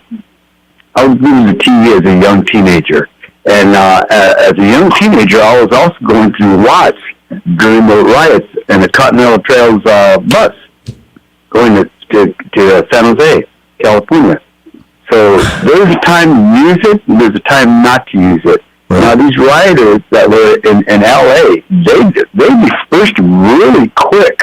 Okay. And the violence and the damage was held to a minimum. But they did that after they started burning Watts down. All right. So you're lobbying for water cannons to make a comeback? That's what this has. What I'm doing now, I'm not lobbying for water cannons. You made a statement about Carl and I'm showing you the difference how it was used. My statement is you guys love water cannons. That's what it is. I'm not changing. Fine. That's okay. But what I'm getting at is one time using the water cannons for peaceful marches of Martin Luther King and his marches, it was definitely wrong. They were trying to disrupt the peaceful marching. Now, when they were using them in L.A. to quiet down the riots, I'm okay with that. Okay. It was better than shooting bullets. All right. And using batons. You know, you ask a guy, whether get hit with water or with a baton. That's what I'm getting. All right, buddy. Thank you. Bye. Johnny. What? We're not talking about water cannons anymore. All right, you got it. We're done with the water cannons. Okay. Oh, this guy's have an obsession. They love the water cannons. Why don't they go talk to Leon Roma and tell him to get a water cannon? There you go. Don't talk to me about it. What are you going to do? You can't do anything about anything. I'm not going to buy a water cannon. Go talk to Leon. Leon might get one. Maybe he'll buy a water cannon for you and make you guys happy. Take a phone call. You're on the air. Good morning, you two. Good morning. Hey, good morning. You can buy some water cannon and just go get my old buddy that worked at a military base was living in the LA area. Hey, your signal's breaking up a little bit, man. How about now? Better, yes. All right, so got a friend of mine who was a retired drill instructor in California, and he's already told me once a while back, all they need to do is call him and a couple of his buddies, and the small platoon, they'll take care of all those rioters with a 24-hour period. Oh, well, see, that's what I want to hear. We don't even need a water cannon. We could use them. Oh, yeah, you may not find them again for a while, but, yeah, they will definitely take care of them. Well, then you know, sometimes it's the hunt is worth the while. We don't care. We don't care. But you know what? That would solve the issue. I agree with you, and I appreciate the call. And thanks for the alternative to water cannons. Appreciate it. Take care. Bye-bye. Yeah, I think that sounds dubious, though. Yeah. You know, like, we can't find them again means they're not lost. Mm-hmm. They're not moving around much. Laying low. Water cannons. Hey, I got to take a break before I do. Hyundai of Yuma, who disavows anything I just said, but they do advertise on the show. Go see them out there on 32nd Street. They are veteran-owned, and America's Best Warranty, 5 years, 60,000 miles, 10 years, 100,000 miles. Take a test drive. That's how you figure it out on whether you like it. I talked to a guy there the other day, Johnny. He was buying a car while I was there. he blamed me for him buying the car. Blamed me. He said, look, you kept talking about it, so I went in, I test drove it, and he traded in a car that only had 19,000 miles on it. He didn't like it. It's too rough for him. And he bought an Elantra that gets much better mileage, more fun to drive, enjoying himself. That's what you need to do. Take the test drive. Don't buy it just on, on paper it looks good. It's got to look good when you're behind the wheel. And that's what they love doing, is showing them off. We'll be right back. AM 560 KBLU. Spectrum Mobile is reinventing wireless again. Get unlimited on 2+ lines for $29.99 a month per line. No contracts, no added taxes or fees. Includes nationwide 5G. Save up to 60% with Spectrum Mobile. Get unlimited on 2+ lines for $29.99 a month. Call 855-438-2999 or visit a store near you. Offer valid for new customers on 2+ unlimited lines. Spectrum Internet required. Savings based on 2-line comparison of unlimited plans among major national carriers as of 9/20/21. Prepaid excluded. Restrictions apply.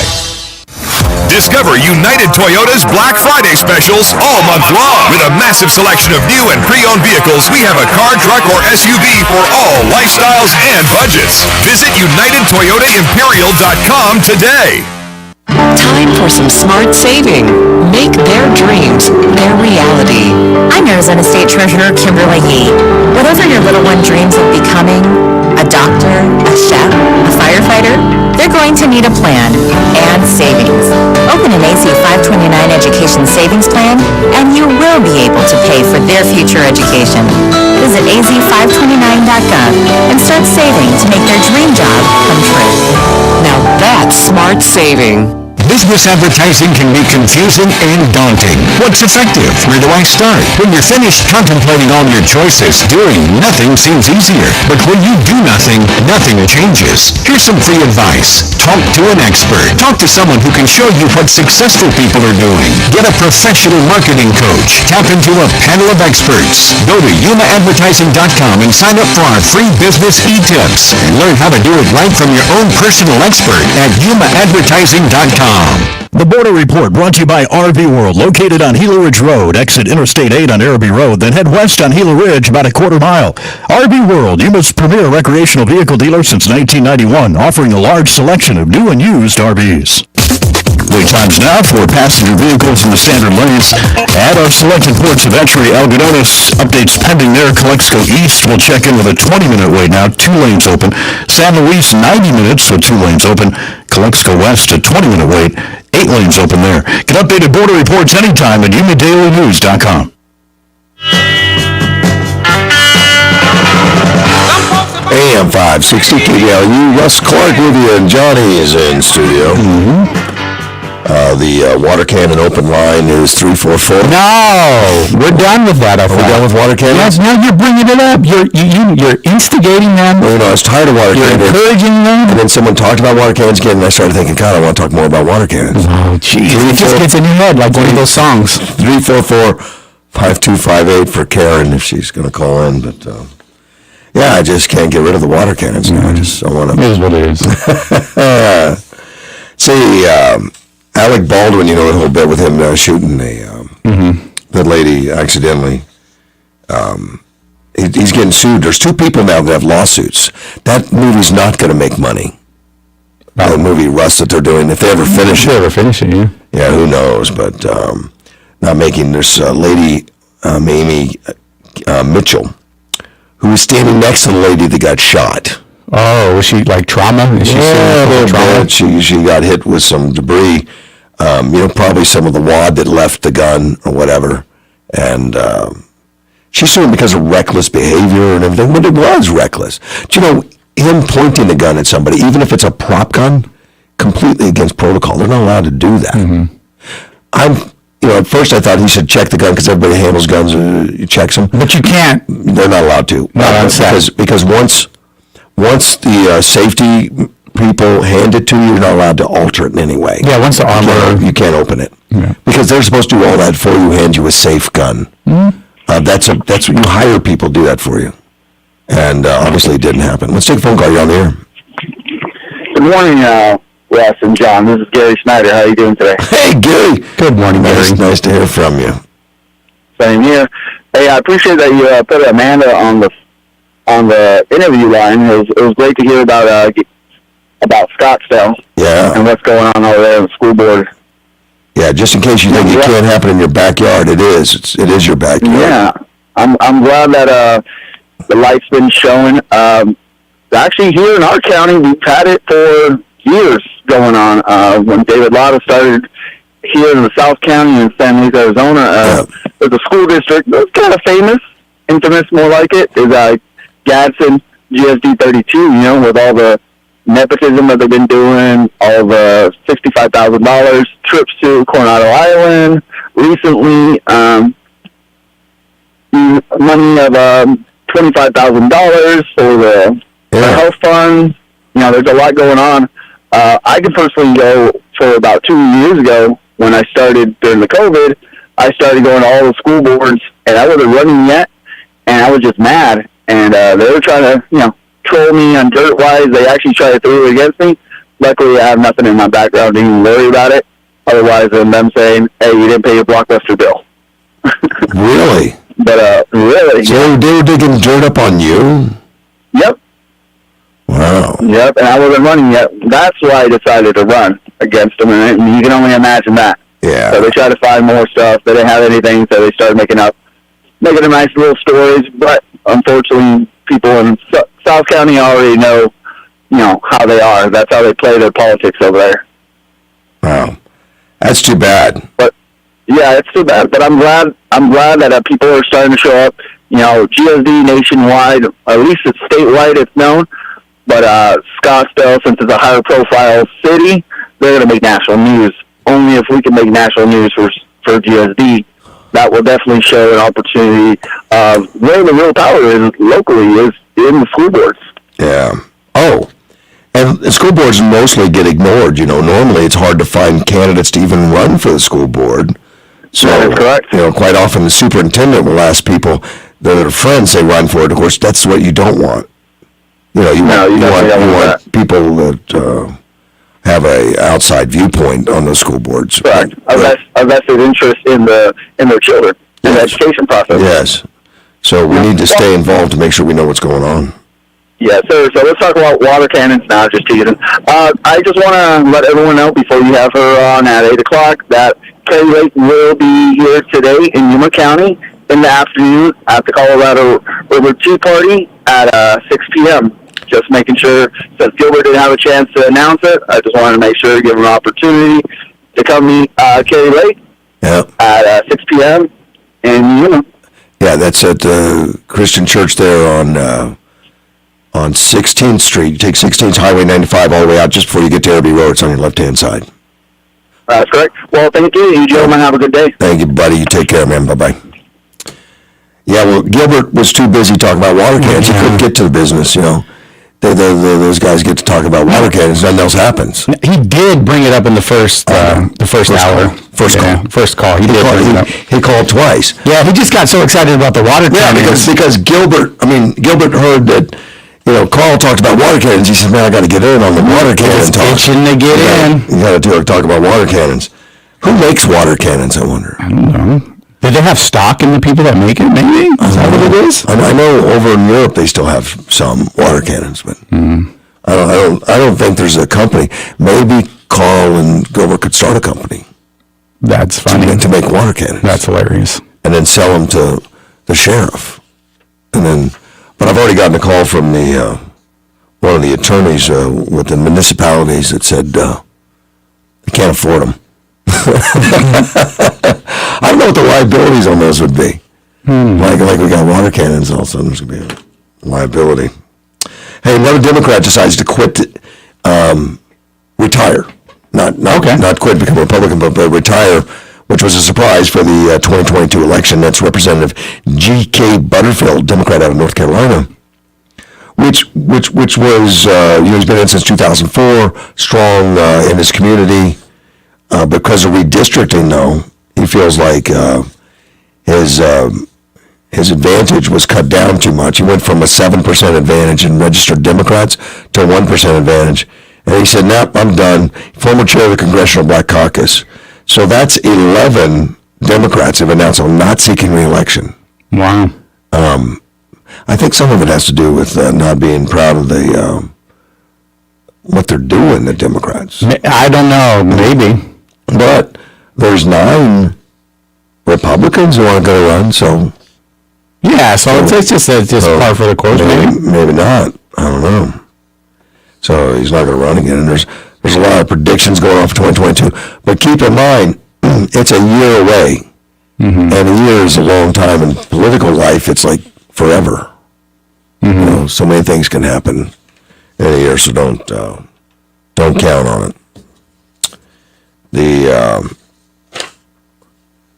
we go. Psaki has taken her time, which is her job, to explain Kamala Harris's criticism. You know, because people are criticizing her popularity is not where it should be for a vice president. Usually vice presidents, they don't have a lot of negatives because they don't get involved in too many things that are negative. You know, normally it's the president that will get more negatives than the vice president. But in this case, they're both neck and neck. I mean, they're really working hard to pick them up, you know, the negatives. To destroy. That's what they're destroy themselves, too. Yeah. But the country and themselves together. Well, guess what she's blaming it on, Jen Psaki. What? Racism. Of course, that's their go-to. What? That's their go-to. Yeah, see, that's why you could never hire white guys. Because you got to be able to say... You need the racist card. You need the racist card to pull out. Yeah, what happens if you have a problem? Who are you going to blame it on? You know, you're either going to take responsibility or you're going to blame it on racism. So it's twofold. They get to look like, oh, we're all about diversity, and then on the flip, if something goes wrong, which it's terribly going wrong, the whole country knows, the polls are showing it, oh, it's racism. Yeah, it's You're racism. saying that. Yeah. So you need that parachute. In case something goes wrong, you got to have somebody of color there so you can say, oh, yeah, it's obviously a racist problem. Jeez. You know, just to divert from the whole thing. Horrible. You know, if you're white, you don't have that. You just got the buck stops here. Oh, crap. I got to take responsibility. You know. She said, and this was an appearance on a podcast. She said, I do think that it's been easier and harsher for some in the right wing who have gone after her, which means Kamala, because she is the first woman of color. I'm not suggesting anyone will acknowledge that publicly, but she says, I mean, so many firsts, right? It's a lot to have on your shoulder. She is somebody who is at much a higher level than the rest of us. Really? Okay. Because what makes her a higher level? I mean, her race? But anyway, she is. But who wants to be seen as a talented, experienced, expert, substantively policy person, partner to the president that she is? But I do think there have been some attacks that are beyond because of her identity. So she's deflecting, diverting, doing everything. Yeah, she's the first. So Republicans hate her because, of course, Republicans are all racist, particularly all the black Republicans. Yeah, because they're white supremacists now. Yeah, white supremacy has diversity that we never understood before. Yeah. Everybody, regardless of... see, we're in a time in our history where it doesn't matter if you're born a boy or a girl, you can go to any bathroom you want, and now you can be born any race and be a white supremacist. According to a lot of the news. Yeah. But I think the definition of white supremacy has changed to anybody disagree with me. That's it, Russ. That's the definition of white supremacy. You know, it's horrible. How do you get anything done when you can't accept criticism that is justly due for your, this is justly due, and they're deflecting. It's overused so much it doesn't mean anything. And I think that's what people are starting to pick up on. And the polls will continue to go down because they don't care anymore. They're not going to buy that crap. It used to scare people. They'd say white supremacy, and they start like, oh my God, how am I going to defend against that? I don't know. That's like saying you beat your wife, and I'm like, no, I don't. And you try to come up with excuses. I don't really beat her, But it's kind of hard. So you start becoming defensive. I don't think people are defending the white supremacists. They just roll their eyes and say, whatever. Yeah. So okay, everybody's a white supremacist anymore. Because that's all you got in your tool bag. Yeah, because they don't have facts and logic. No, you don't. CNN sparked some controversy. What's up? They said that Biden's White House is fed up with Harris and her entrenched dysfunction and lack of focus. But see, that makes sense to me. Because Biden's a white supremacist.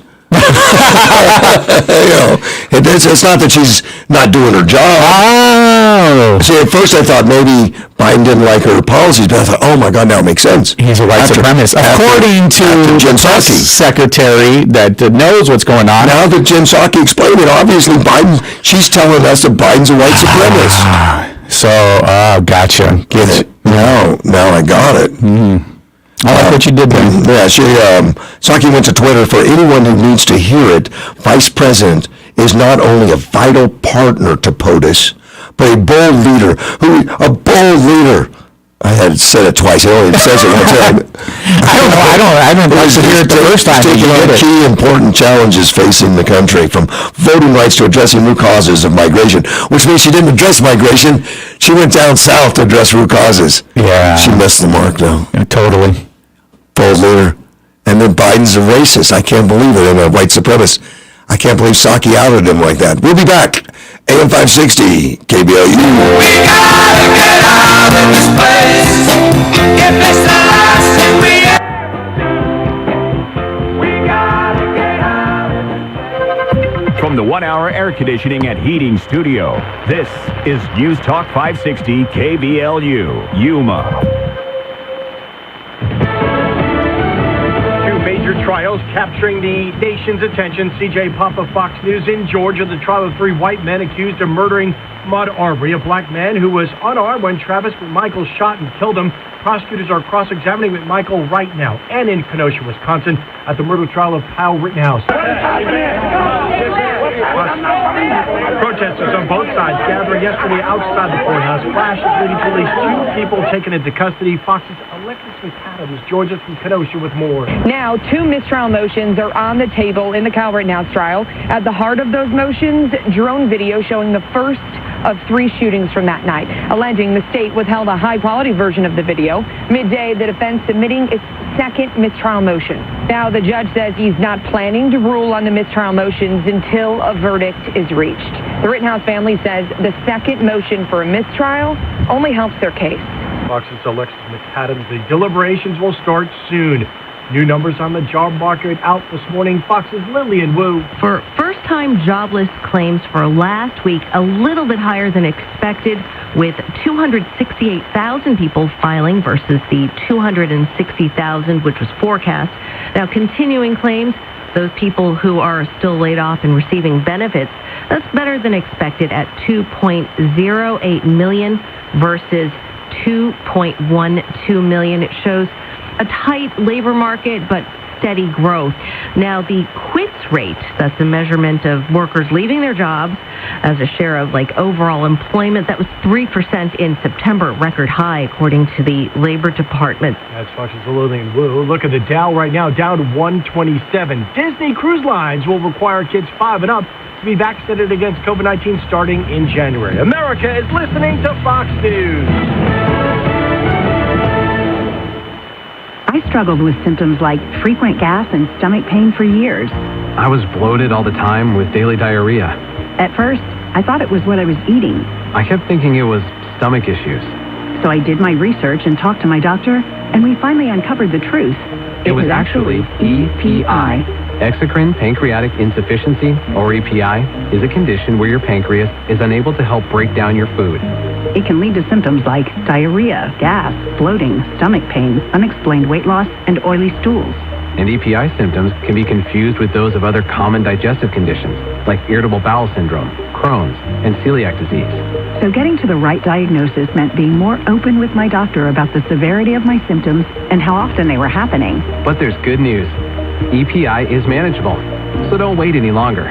Use the symptom checker at identifyepi.com and schedule a visit or call with your doctor to ask, could I have EPI? Morning News is brought to you by Sprague Sports on 32nd Street, Yuma's hunting and shooting headquarters and responsible gun ownership since 1956. Sprague Sports is Yuma's hunting and shooting headquarters. Why? Because Sprague Sports is the difference. Where else can you buy, sell, trade, or consign firearms with free expert appraisals always? There is nothing like Sprague Sports. With 64 years of industry connections to have products in stock when others can't. And all Sprague's firearms come with a lifetime warranty. And talk about customer service. service. There's a gunsmith always on duty. Sprague's is your Remington Warranty Center, and when you need it, there's expert one-day sight-in service. But that's not all. Sprague Sports has got training courses, including Arizona CCW, First Shot, Hunter Education, and more. Sprague's handles Glock, Blue Label pistols, and is your NFA dealer in suppressors and full autos. That's why we call them the experts. And Sprague's is Yuma's Yeti headquarters, the best Yeti selection and free ice for life. Sprague's has a 10-lane, rifle-certified indoor shooting range and gun rentals you can try before you buy. Serving Yuma's shooting and outdoor needs since 1956. That's the Sprague's difference. Sprague's, 32nd Street, next to Lowe's. Here's the news in 60 seconds, YumaDailyNews.com. Arizona Western College held a Hall of Fame ceremony that honored 5 community influencers in education earlier this week, including Sheriff Wilmot. Check out the recap and what the sheriff said in a speech, YumaDailyNews.com. The city of Yuma is benefiting from the infrastructure plan that was signed by President Biden earlier this week. The city plans to move forward on its transportation project with the $10.6 million grant money it received. Read the full story, YumaDailyNews.com. Students in Yuma Union High School District this week are getting a special opportunity to attend a career fair. The district says it's a week-long event geared toward learning about college, military, career, and community opportunities. And today is November 18th, also known as Apple Cider Day, Married to a Scorpio Support Day, and Push Button Phone Day. I'll let all you parents explain that one to your kids. If you have an idea for a local story, send it to newsroom at YumaDailyNews.com. We'll take a look. For now, that's the news. I'm Andrew Caravella. AM 560 KBLU, Russ Clark back with you, and we got Johnny Porter in studio. I'm here. And then on the phone, we have... somebody more important than me. That'd be about anybody on the phone, wouldn't it? All right. You know, just said no. Carrie Lake, who's a candidate for governor. Good morning. And she's an old friend of mine now. I mean, I met her 3 minutes ago. When I heard your conversation. It sounded very pleasant. When I answered the phone, I said, how come I don't know more about you? She told me, now I feel in rapport. Good morning, Carrie. Complete rapport. Hello. Yes, that was a wonderful conversation we had, Russ. Thanks for having me on. Good morning, everyone.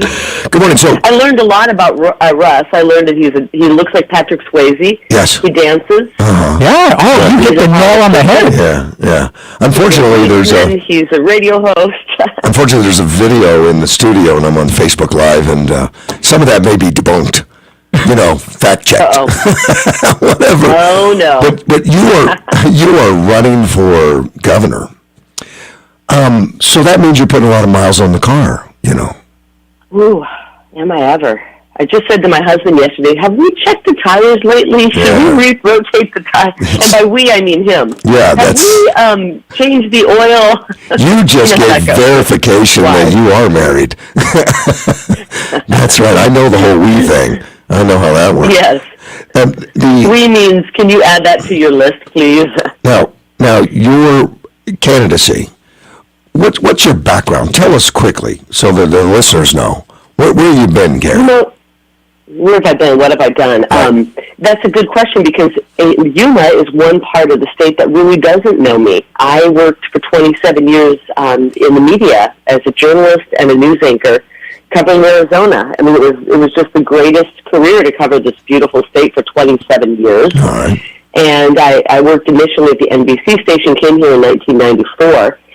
And this was back when the media was actually doing a decent job. You could argue they were doing a decent job, I guess. Okay. You know, things went really... When Donald Trump came on this, and the media lost their minds, and completely the wheels fell off, and they went from being just a little bit biased to over-the-top biased, unethical, and immoral. But you know, that's fast-forwarding a bit. So I worked for 27 years covering Arizona. 22 of those years I worked as the #1 news anchor at the Fox affiliate here in Arizona. And because of that, I'm so fortunate, 85% of the state knows who I am. I've got pretty good name ID in Arizona. I am a Trump Republican. And, you know, when you're in television, you kind of have to keep all of your views to yourself when you're covering news. So it's so refreshing to be out of the fake news business and just be able to be myself and talk about how I feel about things, because you kind of have to keep that tight, close to the vest when you're covering news. But I have covered this state. I've covered the people of this state, the issues of this state for so many years. and I don't like the direction things are going. Right. And as a mother and the wife of a small business owner who was affected by our current governor's shutdown, he shut us down twice, I decided, you know what, I'm going to run for office. I got encouraged after I walked away. I walked away from my career at the top of my game. I walked away from a very large salary and a comfortable life because I didn't want to do an immoral job anymore. I felt that what has happened in the media, especially over the last 2 years with COVID, it moved from unethical to immoral. And I didn't want to be taking part in that just to collect a paycheck. So I walked away. I kind of dropped the mic when I left because I talked about how journalism has changed. It's no longer covering news. It's putting out half-truths, and I don't want to be part of that. Wow. So that's how I landed here. That explains why I'm part of the 15 that really, I'm like, well, wait a minute. Who's Carrie? I'm looking through my, where your political background was, but political background, and believe me, and I've been doing radio since 1990s. You get to know the politics a little bit. And there's no. Oh yeah, you're covering it every day. Yeah, that's exactly right, and you do. And you're covering the politicians, and you're like, oh, this one maybe this one will be good, and then they make the promises, and then you see what happens when they get into office, and you go, wait a minute, didn't that guy say he was going to do this? Tell me what we need to do on the border. Believe me, we can see the border from my house. That's a line taken from our ex-governor of Alaska, but yeah, what you can see the border of Mexico, not Russia, but Mexico. Yeah, not Russia, but Mexico. You know what? Yeah. It's so interesting. I saw a video, I think it was yesterday, from Poland, and they're having migrants just crash the border. They're having illegal immigrants just crash the border, like we're seeing in Texas, and I think we're about to see in Arizona, right? In massive numbers. They have the military on the border, and it goes back 10 men strong. I mean, it is a massive. You are not going to crash the border of Poland right now. And we need to get that serious about what's happening on our border. We can't have this going on. And Arizona is a unique border. We have some issues that other states don't have with our terrain. We've got we've got the Oda Indian nation that spans our border with Mexico. So we can't just throw a wall up there, but we have to get serious and put men on the ground. We need more Arizona National Guard. I think we should reach out to our friendly red states and say, hey, the federal government has failed. There's an invasion at the border. We need help. Can you send some men down here? And where is it we can't throw a wall? We can throw a wall up. Where can't we not throw a wall? We can throw a wall. We would have to work with the sovereign nation, the Nation. They've changed their minds a little bit on that. They, at least the ones locally here, are very willing to talk about it now. They realized once we started putting walls up, they started getting a lot more traffic than what they normally got. Yeah, it's not good. I was just down on the border. What? Go ahead. I talked to some of the tribal leaders, and the drugs that are coming across is very concerning. I mean, nobody wants to see fentanyl pouring in to their community, and it's dangerous. It's dangerous. So I think that the conversation should be started and as fast as possible with the Donna Odom Indian Reservation and the nation there, and see what we can do to try to mitigate what's happening. We don't want to put a wall up, have everything been funneled through the tribal lands either. And I'm sure they don't want that. Well, I don't have a problem with it. We can put a wall around them too if they needed to. But no, I think once they realize that they're going to get trampled, they'll ask for our assistance, and that's fine. I would hope so. Anyway, I was just down on the border with Miss Arizona, Amber. And I don't know if you know Amber, but we saw 115 fresh immigrants come in, and we went over and talked to them and gave them water and everything. But these are well-dressed people. They don't look like they walked 1,000 miles. Their shoes were wet, and they were drying them from walking across the water. But they didn't feel threatened to come in at all. I mean, now it's the policies and everything are wide open. But they were Venezuela, Brazil, Uzbekistan, you name it. Wow. And a lot of them spoke English. In fact, when it was announced that Amber was there and she's Miss Arizona, they walked over and congratulated her in English and wished her luck on her upcoming Miss America pageant. Oh my gosh! How does that work out? I was down there in Yuma at the border, and we had not been there for 5 minutes, maybe 4. Yeah.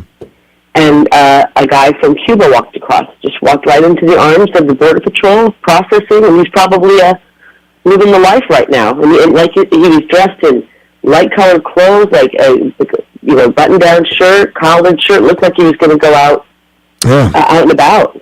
White shoes. It did not look like he walked 10 miles at all. 1 mile or 1 block. These guys are overwhelmed, these Border Patrol agents, and the morale's down, and they're inundated with paperwork.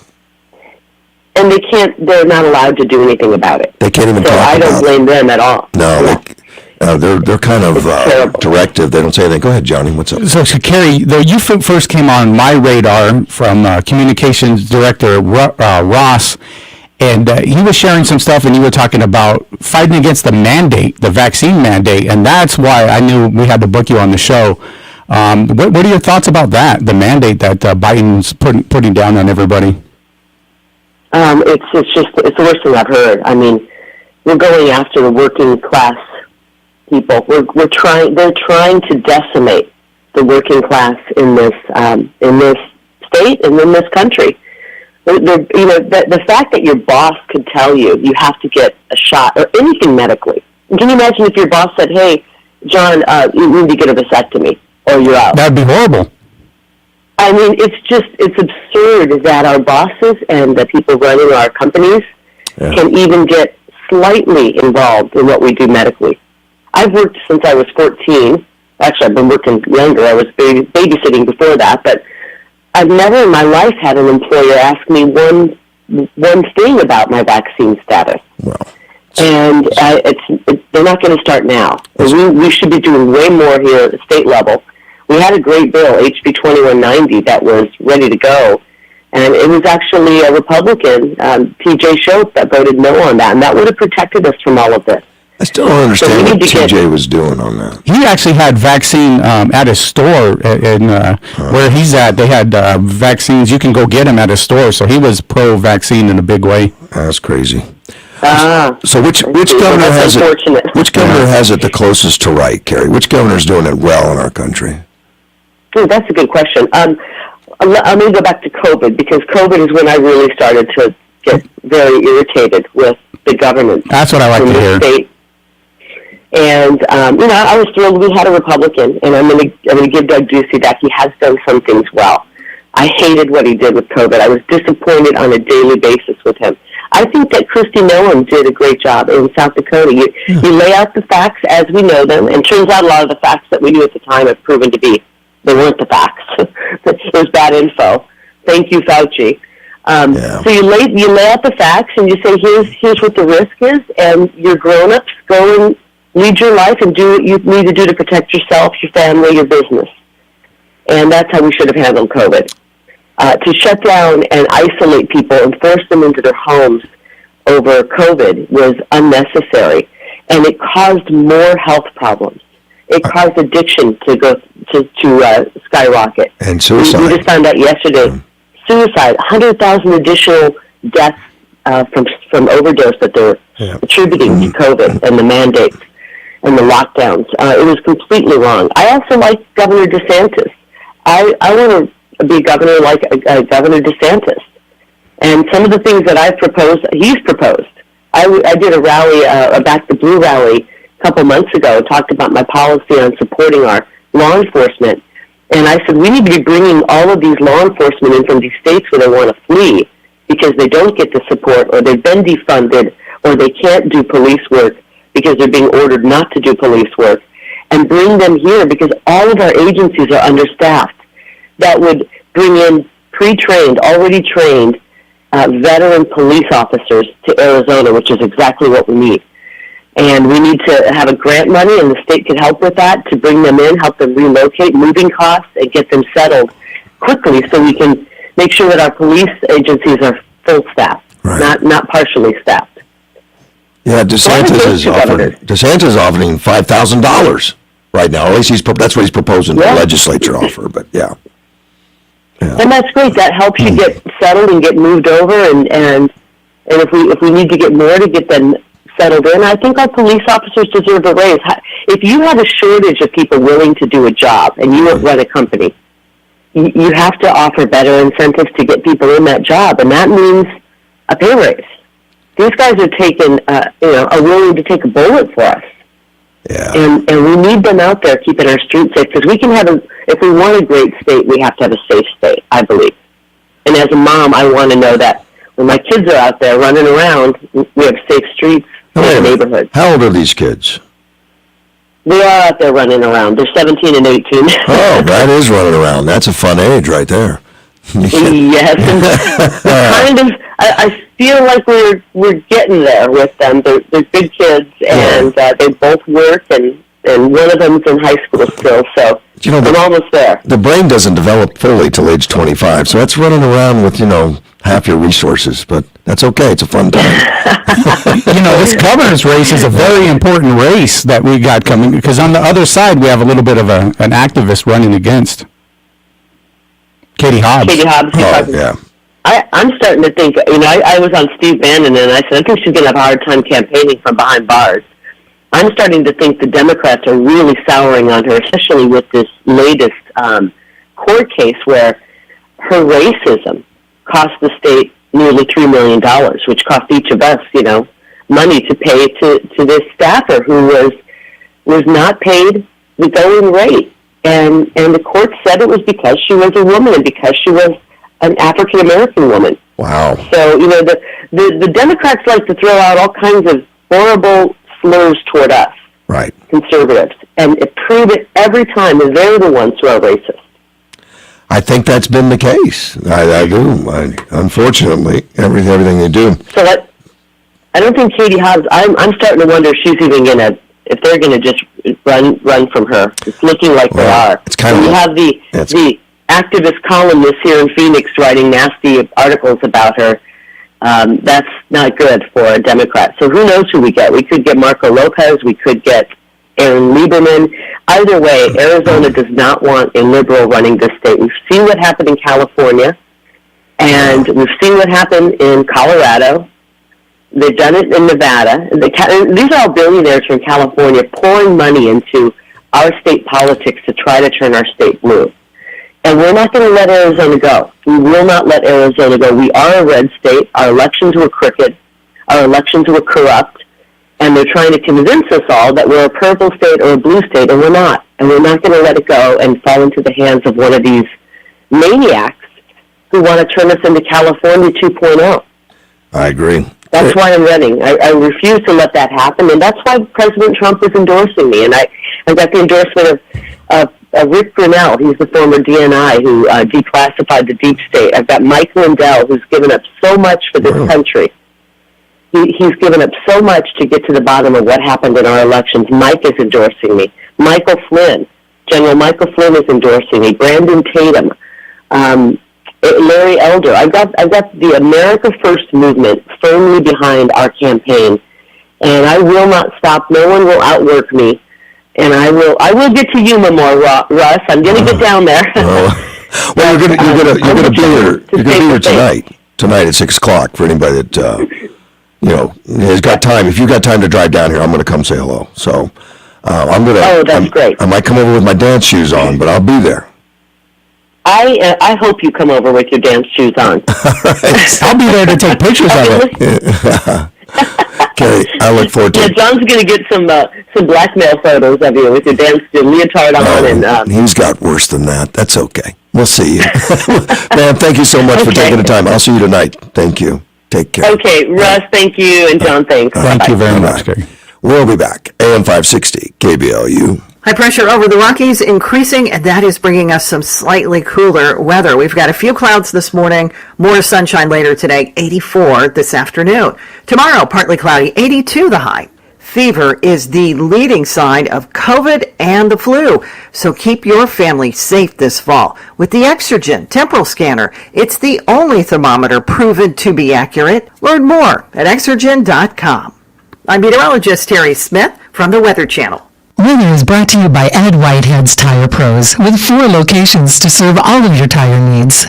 The holiday season has arrived. For businesses, the 10 busiest days of the holiday season are predicted to be Black Friday, the day after Black Friday, December 4th, The second Saturday in December, Super Saturday, December 18th, Sunday before Christmas, Tuesday before Christmas, December 23rd, the day after Christmas. Your business needs to be talking to people now to capture your share of the holiday market. Don't wait and have it pass you by. This year, learn how to communicate effectively this holiday season at yumaadvertising.com. Ronnie's Pizza has been serving up Yuma the best East Coast style pizza and hoagies for over 40 years, using recipes that have been handed down for 3 generations. Ronnie's is home with a Philadelphia cheesesteak and the 28-inch party pizza. Come try a cheesesteak sandwich, stromboli, and of course our famous pizza. Visit us at 2059 South Avenue A, or check us out on Facebook. Ronnie's Pizza is now hiring all positions. Come join a great team with great family traditions. That's Ronnie's Pizza.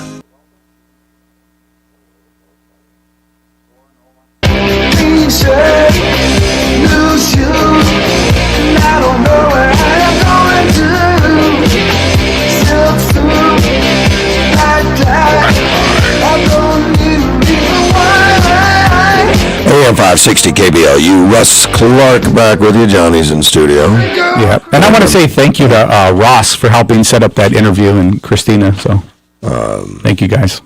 First time I've spoken with Carrie Lake, but interesting. So I'm going to be there tonight. Now I have to to go find out more.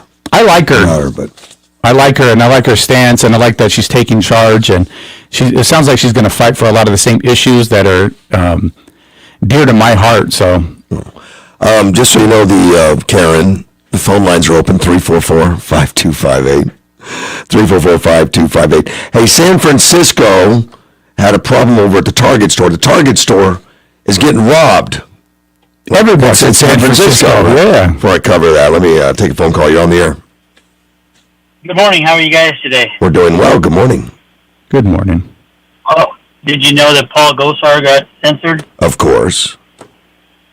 You know, how does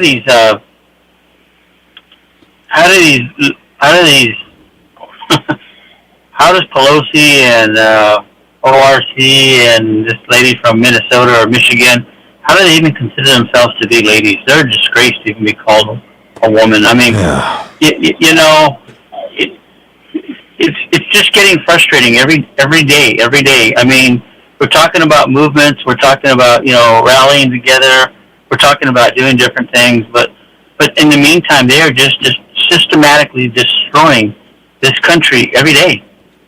Agreed. Every day. I mean, Paul Gosar is, you know, serving on the committees that he's, well, not the committees, but the chairing the deals with the Ways and Means Committee and Oversight Committee and all that. I mean, so now they're just making room to put their own little goonies in there to continue to do whatever the hell they want to do. It's every day. It's like taking a big log of wood and just taking an axe and chipping away a little bit every day. That tree's going to fall down. But they've lowered the bar for being censored now. You know, but I don't know what that means for the future. Does that mean everybody's going to be censored no matter what now? It's just crazy. Just because you think something or you say something, you know, I've always been, if the shoe fits, wear it. You know, I think if I would have drawn the cartoon, I would have taken a dagger and stuck it through her throat. Both of them. You know, I mean, I'm sorry. This woman is evil. She's just pure evil. Yeah. And I'm sorry. When you destroy our country, you deserve what you get. And I think being chop your head off would be pretty nice. Be quick and painless for her. Oh my goodness. Yeah. Well, come on, stop it. Don't tell me you don't think it. We're just, unfortunately for her, we're just human enough to be mentally stable that we don't do it. But we sure do think about it, and I can't imagine most people that don't. The lady's she's pure evil. She's pure evil. I think she is, but I don't think that way. But I don't think that cartoon depicted that. That cartoon is a parody. You put your ballet dance shoes on, and you can just twinkle on down, and that's how. But I mean, most Americans are just fed up. Twinkling. Yeah, but I have to disagree a little bit because I'm fed up, but I didn't like the cartoon. I thought it was in bad taste. To even share it. Yeah, it's not uncommon. It's not uncommon, but I think it's in bad taste. It was not the first political cartoon like that. No, I know. And here's the thing. No matter what, I know the conservatives like to complain. They're held to a different standard, and that's just the way it is. And you got to be mindful of that standard at all times. So him sharing it was him not being mindful, and they were able to now push their agenda, get him censored, make a big political spiel about it, and to me it's horrible. Like, I don't like AOC's policies, but still, I don't think this was in good taste, and I don't think those things. I think we win by our ideas, and like I said earlier, going on the offense with our ideas and putting those first and foremost, and not any type of violence in any way. Well, Johnny, and I think like you and I still do, and I always have believed that taking the higher road is the best policy. But sometimes taking the higher road and watching the country crumble beneath, at some point you're going to have to jump off that high road and come down to their level, because they're never going to come up to our level. But that's the thing. But in the meantime, did you ever listen to that song, The Gambler? You got to know when to hold them and know when to fold them, and no, I'm sorry, not The Gambler. It's the Coward of the Country, where his father said, "Always take the higher road, always take the higher road," until guess what? Someday somebody comes in and does something terribly horrible to your family, and all of a sudden, you know what? That higher road was great, but it's time to come down to the low road and set some justice.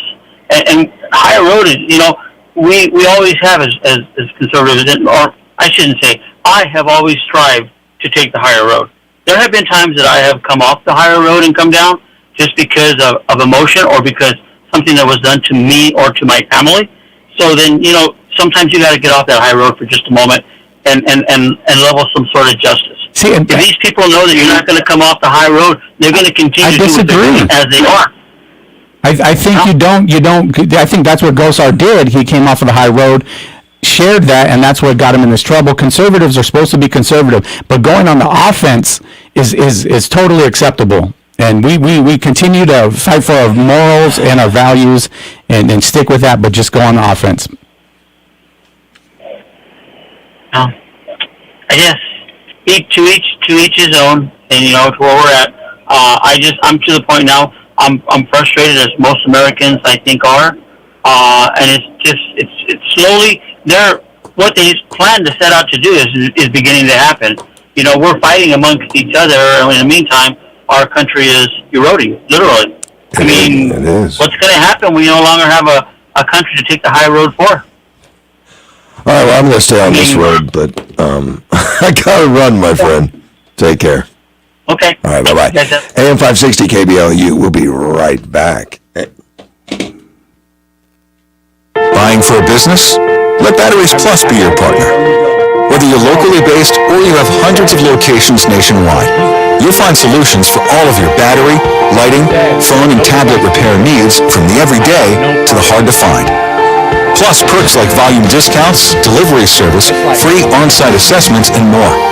Sign up for a free business account today at batteriesplus.com/business. Get powered in-store, curbside at batteriesplus.com. Be sure to listen to the Border and Traffic Reports weekdays on this station, brought to you by RV World. They have a large selection of both new and used RVs. Exit Interstate 8 at Araby Road, then west on Gila Ridge about a quarter mile. That's RV World. Because I know this stuff's recorded and people are... All this talk about chip shortage, but I still have plenty of snacks. Not that kind of chip shortage. Listen up, folks. The chip shortage is real. Put down the snacks and get to Bill Alexander Flatline Mitsubishi. Now is the time to trade in your vehicle and get top dollar.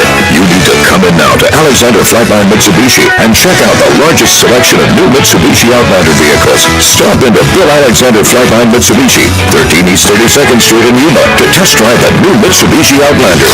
These chips are delicious. Gotcha. You didn't stay on the high road. I can't twist the truth, it knows no regulation. Handful of senators don't pass legislation, and marches alone can't bring it. AM 560 KBOU, Russ Clark back with you. It's like 8:32, John. Yeah, that's exactly right. San Francisco, I started talking about San Francisco. They have a Target there that was getting tired of all the thefts, all the stuff that was going on in the Target, and San Francisco got this rule, and if it's less than $1,000, it's not going to be prosecutable. We're not saying it's legal, but we're not going to prosecute, which... And that opens the door for everything, because I've seen people leave with more than $1,000 worth of merchandise. Correct. There has been. So, but Target was still recording, still keeping track of. So they went after this Aziza Graves, and they had taped her doing 120 theft incidences, her personally, where she would go up to the register, the self-service, and with a bunch of items, bag them all up, and process one for $1, pay $1, and take off. All right, so they got her for 8 felony counts, which came over 1,000, and 120 misdemeanor counts. It was 128 total. They took it, and the prosecutors are prosecuting it. Now, the prosecutors are prosecuting it, which the San Francisco chief of police says the suspect in this case has been particularly brazen and prolific retail theft offender. We hope this case, like many others in which we partner with our local prosecutors, each send a strong message to would-be shoplifters that their lawlessness conducted won't be tolerated in San Francisco, which I think is a weak statement. Because they wait till 128. Right? How much is too much? Yeah, we wait till 128, and all of a sudden, we're going to do that. But she went to the self-service thing, and this article also talks about the Walgreens that have closed, or CVS's that are closed. Businesses are leaving, and Target has reduced hours to where they can, I guess, get more security in there, but then they're not doing anything with it. They're just taping it. Because if they try to detain somebody, the police aren't going to arrest them anyway. Yeah. Because they can't get the prosecutors to prosecute it. But this one, I guess they did, took 128. That's the number. So you got to stop around 127. 127, you're good, you're in the clear, and then... Yeah, to 128. I don't know what lessons they're teaching, except don't go to San Francisco. I have no interest in visiting that city right now. No. Not at all. That is so crazy what's going on over there. They're destroying it. Mm-hmm. Bad policy destroys. That has consequences. Yeah, it does. And it's going to take everybody leaving and businesses packing up and not putting up with it. I guess maybe for them to, or maybe they want to destroy it. I don't know. It seems almost like purposeful now. Well, it does seem purposeful, but who knows? Let's take a phone call. You're on the air. Good morning. This is Lou from the Foothills. Morning, Lou. Good morning, Lou. Good morning. The other day when I called you, I was trying to get in touch with GoStar. Yeah. And it kept eradicating everything I put in there. I finally got through to him. But what I wanted him to do, and I told him, I'm sure it made a big point, but he will never be reelected by apologizing to the Democrats. Correct. He will be re-elected if he defends himself like President Trump does. Double down on it, but have his employees go on the internet and find all of the remarks that AOC has made, and she's made some pretty stiff ones about our country and about our president. And then look at the ones that Maxine Waters has said. That would be treasonous, I would think. Some of the last one I heard that she said is just awful. But get those things and get them out there in the public. Don't give them to the television stations because they'll never tell anybody. But get them out there and let people know what is going on. And none of those people have ever been, what is censored, the term they use? Censored, yeah. Yeah, censored. Maxine Waters told everybody to go do whatever they could to upset the president. Sure. If that isn't treasonous, I can't imagine what is. But anyway, we'll see. At least I did get a message through. But he's not a very, you can't get on the telephone.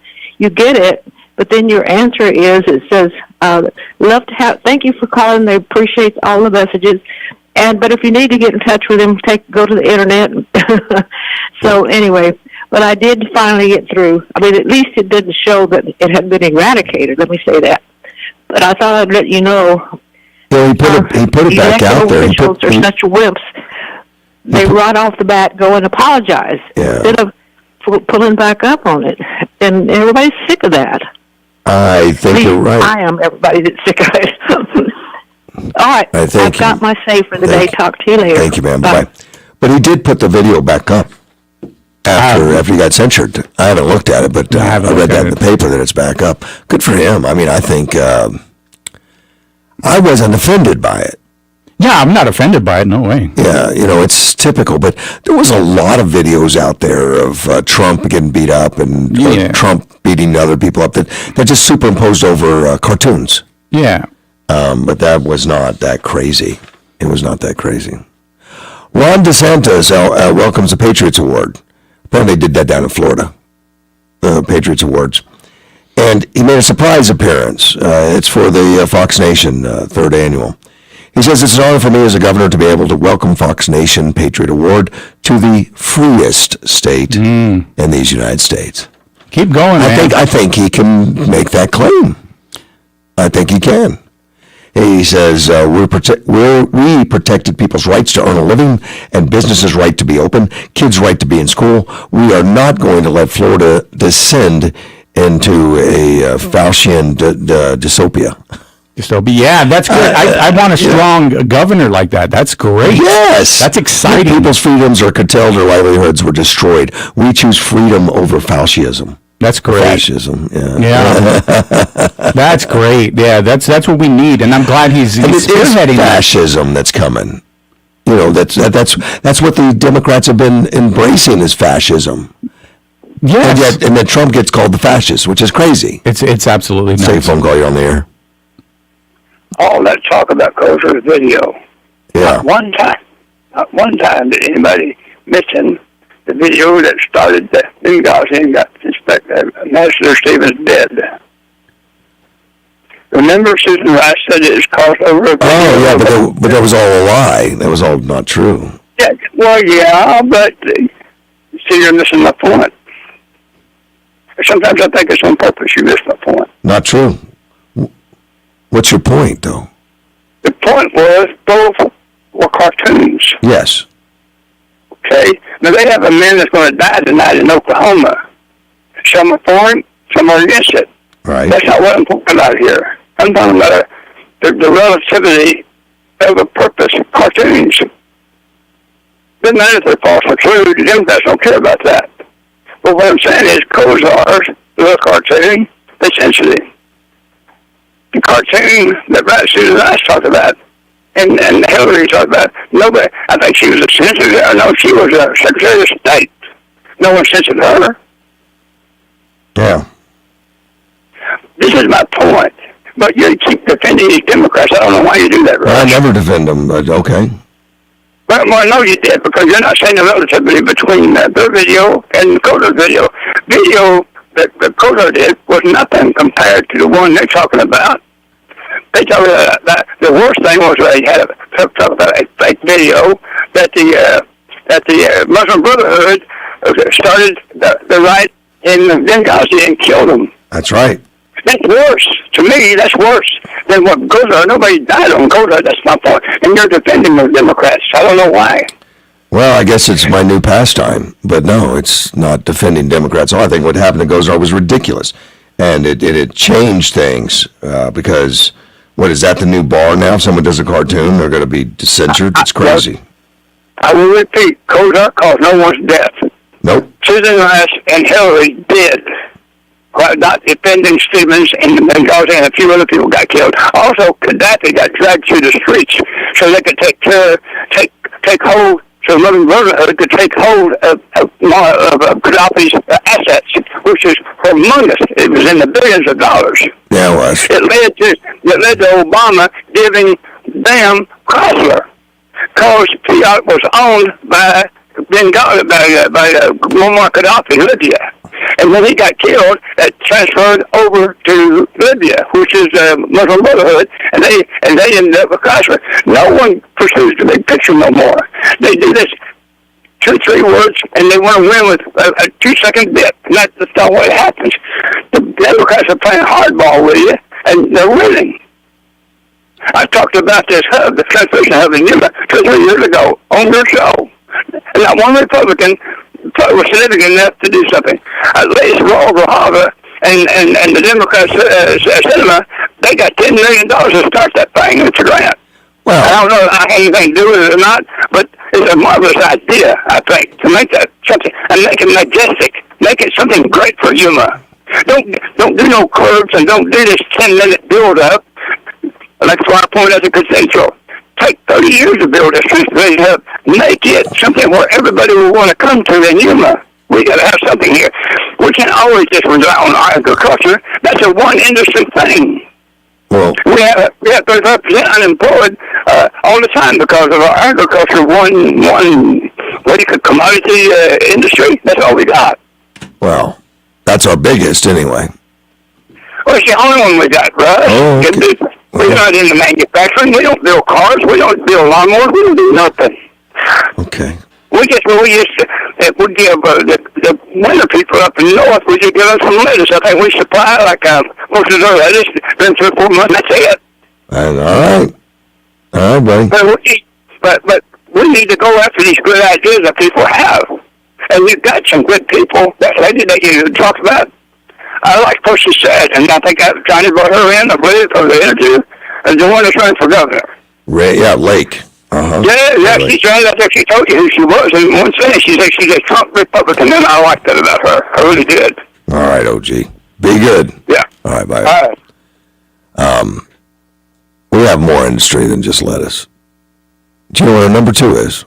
What is it? Military. That's big for us, actually. But if you look at YPG, there's like 2,000 employees out there that are like engineers and stuff. So we actually have a lot of assets going on. Agriculture is our biggest. We need more manufacturing. There's no question. But what we got isn't that big. We'll be right back. AM 560, KBLU. At Yuma Investment Group Wealth Management, they believe they manage money for their clients differently from many other advisors in Yuma. Their way works in close alignment with their clients' goals. Yuma Investment Group is a fiduciary, obligated to put clients first. It's the highest standard for a financial advisor. When it comes to helping clients pursue a comfortable retirement, they're clearly different. Visit YumaInvestmentGroup.com and find out why investors switch to them. Investment advisory services offered through CWM LLC, an SEC-registered investment advisor. Introducing the largest Toyota dealership in Imperial Valley, United Toyota. With hundreds of available new and pre-owned vehicles, United Toyota has a car, truck, or SUV for every lifestyle and budget. United Toyota, located on Highway 86 between Imperial and El Centro. Grown-ups devise a plan and follow it. Children do what feels good. Take responsibility for your family's future and get your estate in order. Call my friends Sean Garner and Adam Hansen, attorneys at the law firm of Deason, Garner, and Hansen. Sean and Adam believe in giving free education to help people make smart decisions about their assets and leave a legacy for their family that they can be proud of. Schedule a consultation today. Visit YumaEstatePlanning.com.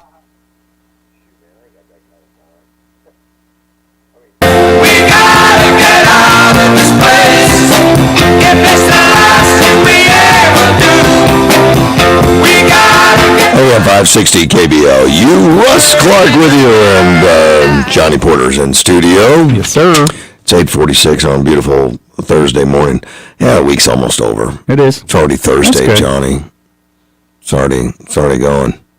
How was the D&H open house yesterday? Yeah, they had their mixer last night. It was a mixer and customer appreciation. It was great. Yeah. Yesterday was the 5-year anniversary of the very first one that I helped put on there. It was great over there. But yeah, and they had a mechanical bull that you can get on and ride the mechanical. I had no interest in that. I was supposed to be there, but I got called by a friend that I had to take to San Luis last night, and unfortunately, I missed everything. No, it was a great time, and I was going to only go for a little while and then go to kickboxing. Yeah, right. I ended up staying for the whole thing because it was that great. It was awesome. They put on a great event, and I think they were the first to mix. They always have, though, even since the first one. That's what I'm saying. The first one we did was the anniversary to the date, and 2016 was the first one I helped put on with Fred Dammeyer over there. and it's just been getting better and better. And now Michael Powers has taken over, and it was a great event. A lot of people were there, and they had a good time. I saw kids getting thrown off in a mechanical bull. That's always fun. Yeah, that's a blast. That's a blast. You know, they were having fun. The kids loved it, and they put on a great event. They're great people over at D&H. I gotta say hello to Nicole Wilkinson. You know, I just see where she's taking signatures. Of course, she's going to be on the city council. Mm-hmm. I need to sign that. She's running for the city council. Yeah, that's when she's going to make it, though. I think she's going to be on. You're predicting. She's going to be on. Yeah, she's going to make it. Oh, gotcha. There's no way she can't win that. I know. She's got to win that. Okay. So I want to sign it. You know, her petition. Mm-hmm. You know, to be on there. I gotta find out where she is and get that signed. But I want to have my signatures on hers. Mm-hmm. You know, to run. I think she'd be a great addition over there to what's going on. She'll be a voice. You think? Oh my God, yes. Yeah, but she's one of a voice that I want to hear. Okay. You know, it's absolutely. Nicole would be. Good morning, great. Nicole. I don't even know if she's listening. I thought she was listening. I have no idea. She might be. Well, I take it back then. No, I'm just kidding. No, don't. We haven't heard yet from Kenosha as the jury's back in. I would think. Yeah, there's nothing on Twitter. It'll. Yeah. Alert well, me. they're back to because it would be a headline real quick. And my phone would start beeping if that happens. But if something happens over there when. But the businesses nearby that were destroyed in 2020, they haven't started boarding up or anything. And I don't know that boarding up works. I've seen some of those riots. Unless you stand there to defend it, you know, you've got security. This time they have the National Guard there, so we'll see how much that helps. Depends on what instructions they give them. That's true, but are you going to observe them destroy the buildings, or are you going to stop them? Yeah, but that at least there's some pressure applied and some threat that hey, you're not going to do the same thing this time. And last time that wasn't there, and that's why. Look, these guys were in Portland throwing firebombs in front of marshals and federal authorities. They don't seem to care. It depends on the instructions given them. You know, whatever. But no, I don't think Portland had the federal. Was it for the federal courthouse? Yeah. No, but they didn't have any National Guard at Portland. They had the federal marshals out there. Marshals. And Trump sent them, and they said Trump's the one that instigated all the riots because of it. Yeah. Which was crazy because he withdrew them at their request, and they would protect it. Didn't stop a thing. Didn't do anything. No. It's always just about trashing the orange man, you know, and letting the rioters go, letting them do that. I want to talk about Biden for a little bit. He was pictured there in Detroit, Michigan. You know, he took some selfies or whatever with his mask on and all that stuff. What they didn't show was before the selfie, he's in the crowd shaking hands without the mask. Oh, really? Yeah, you don't need a mask. Rules for thee and not for me. Until the cameras come on. Now, once you're going to start taking pictures, so somehow we ended up with this. So I wonder what happens to the person that released the pictures of him maskless, or the videos actually, of him interacting and mingling maskless. I bet they're never going to be in the Christmas party that goes to the White House, or in the press corps, or anything else. You know. Did you see the video of him walking in? Did you watch that? No. So there's a video of him walking in, and his handler says, hey, this is he goes, I stand at the blue line. Yeah, just go right there to the blue line and stand right there. He totally passes the blue line. Oh, he did? He goes like 3 feet in front of the blue line, and they're kind of like, what? And you have to go out and tell him? Well, no, they didn't even tell him. They just let him go, but his security was on either side, and they kind of like scooted in because he went up too far. It was just hilarious. He just went way too far. She literally pointed, there's the blue line. He knew the blue line and just blew right through it. Yeah, crazy. Yeah, that's not good luck, man. Not a good look. But no, and he didn't answer anything when people asked him about it. You know, he wouldn't. Same as when the restaurant, he went to that Italian restaurant in Washington D.C. where he was walking through the restaurant when it was against all the local rules and the local laws that you can't do mandates. The word we throw around mandates. Right. So he actually was breaking all those rules and everything then, and then never answered on it other than, I think Psaki said something, well, he was just finishing eating or something, you know. That's what she said. I know, yeah, something like that, something lame. Like, do you do that when you finish eating? Or, yeah, she got snarky. But that's the elitist MO right now. That is the elitist MO, where even Attack if they the get attacker. caught, then you attack the attacker, then you just go on. That's their game. That's their game, and that's what they do. And it's rules for thee and not for me. And you see it, and people, I think, are starting to recognize that. Yeah, there's a headline here. It says, tensions are rising in Kenosha, and police put media and public on notice as a Rittenhouse jury resumes deliberation. They must think that it's close to being done then. I don't know how they know that. I don't think they have access to the jury, what they're discussing. They shouldn't. No, they shouldn't know. The Bill Maher, I started talking about him. Oh, yeah, Bill Maher, yeah. Or Maher, I'm sorry. I keep pronouncing it wrong. He's actually, and he's very liberal and all that, but now he's defending parents that oppose critical race theory. So that's just going to drive the left crazy. But he was even doing that on CNN with Chris Cuomo, defending him. He said there's something going on in the schools that never went on before. He says, now I'm not in schools, I have no interaction with children whatsoever, but I do understand this issue because I read accounts from parents, from educators. And he said that he was a student, he learned about slavery and racism, but it was a cursory, he didn't learn about it viscerally, and it was honest, it was an honest history of racism. But now we're involving children, probably not old enough or sophisticated enough to understand a very complex issue, and they're making them, into... They're throwing guilt on the kids. Yeah, they're telling them, you're either a victim or you've been... Exactly. Or you're one that are victimizing people. Fit the profile, victim or victimized. You're not good. Yeah. And it's about virtue signaling. And so Bill's got it right. They got to respect that a little bit. I don't really agree with most of his politics and what he does, but... And you say most, but there's like a headline every week about something that he said that goes against the narrative. Almost every week It now. has been happening a lot. You're right. It has been. And I've always liked him. I've watched him on HBO for a number of years now, and I've always liked that he was an intelligent guy, and he just spoke his mind, and it seems like he hasn't veered far from that. He's still speaking his mind. It just doesn't fit the current narrative because he feels the current narrative on these things, even masks. He's like, this is insane. Why are people wearing masks? It's same. He is voicing his opinion, and it just doesn't fit their narrative anymore. And he's powerful. He's gained a lot of trust with people and being on HBO for that long. So I'm happy for him about it. Absolutely. New York Times contributor is talking about, which I find this interesting, talking about inflation. Now, look, the administration says saying like it's transitory, which was always a lie. It was never transitory. If anything, it's going to continue to build the inflation. And we're at 6.2% in October from a year before. So it's been getting worse.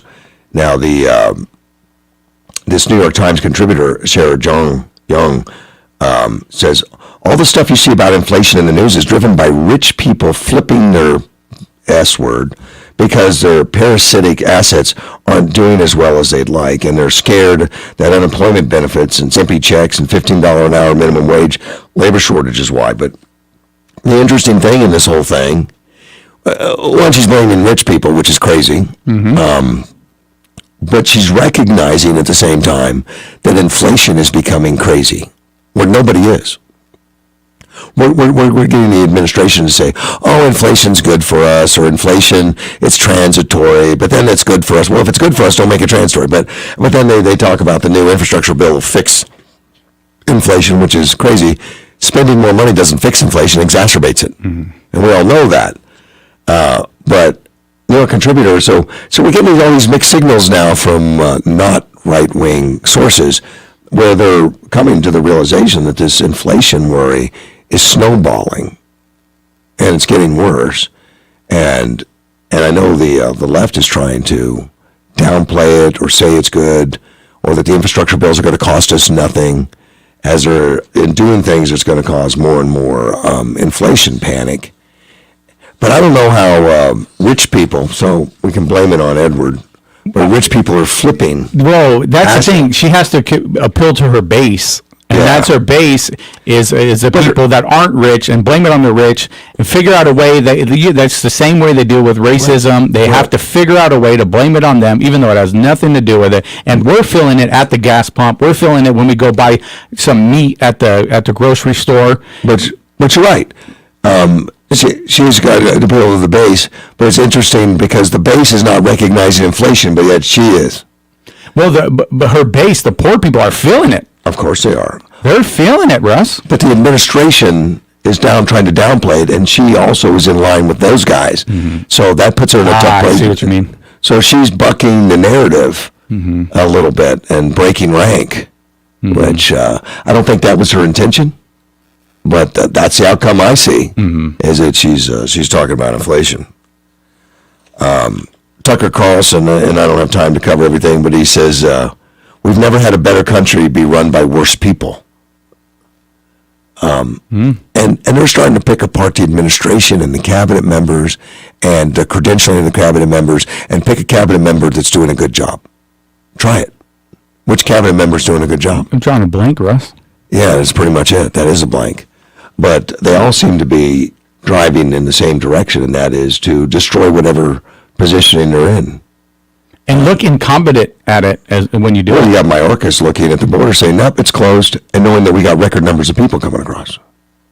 Saying it's not a problem, and then at night shifting people around. I mean, it's just been crazy. And then everything is locked out. We're not allowed to have access to any records or get information. Elected officials can't go in. They say, oh, no, because of COVID concerns, you can't go in. And some of the areas, which means they don't want to be outed for what they're doing. They're trying to keep it hidden. They won't visit the border. They won't do anything. But that's just, Buttigieg was gone for 2 months and nobody noticed with the transportation issues. And as they got worse and worse and worse. Yeah, and then he blames it on truckers for people other than themselves. And this administration was going to bring everyone together and make it different. None of that's happened. Did the exact opposite. And they passed the blame. We're out of time. We'll be back I'll be back tomorrow. Johnny will be back Tuesday. AM 560, KBLU. 'Cause the flag still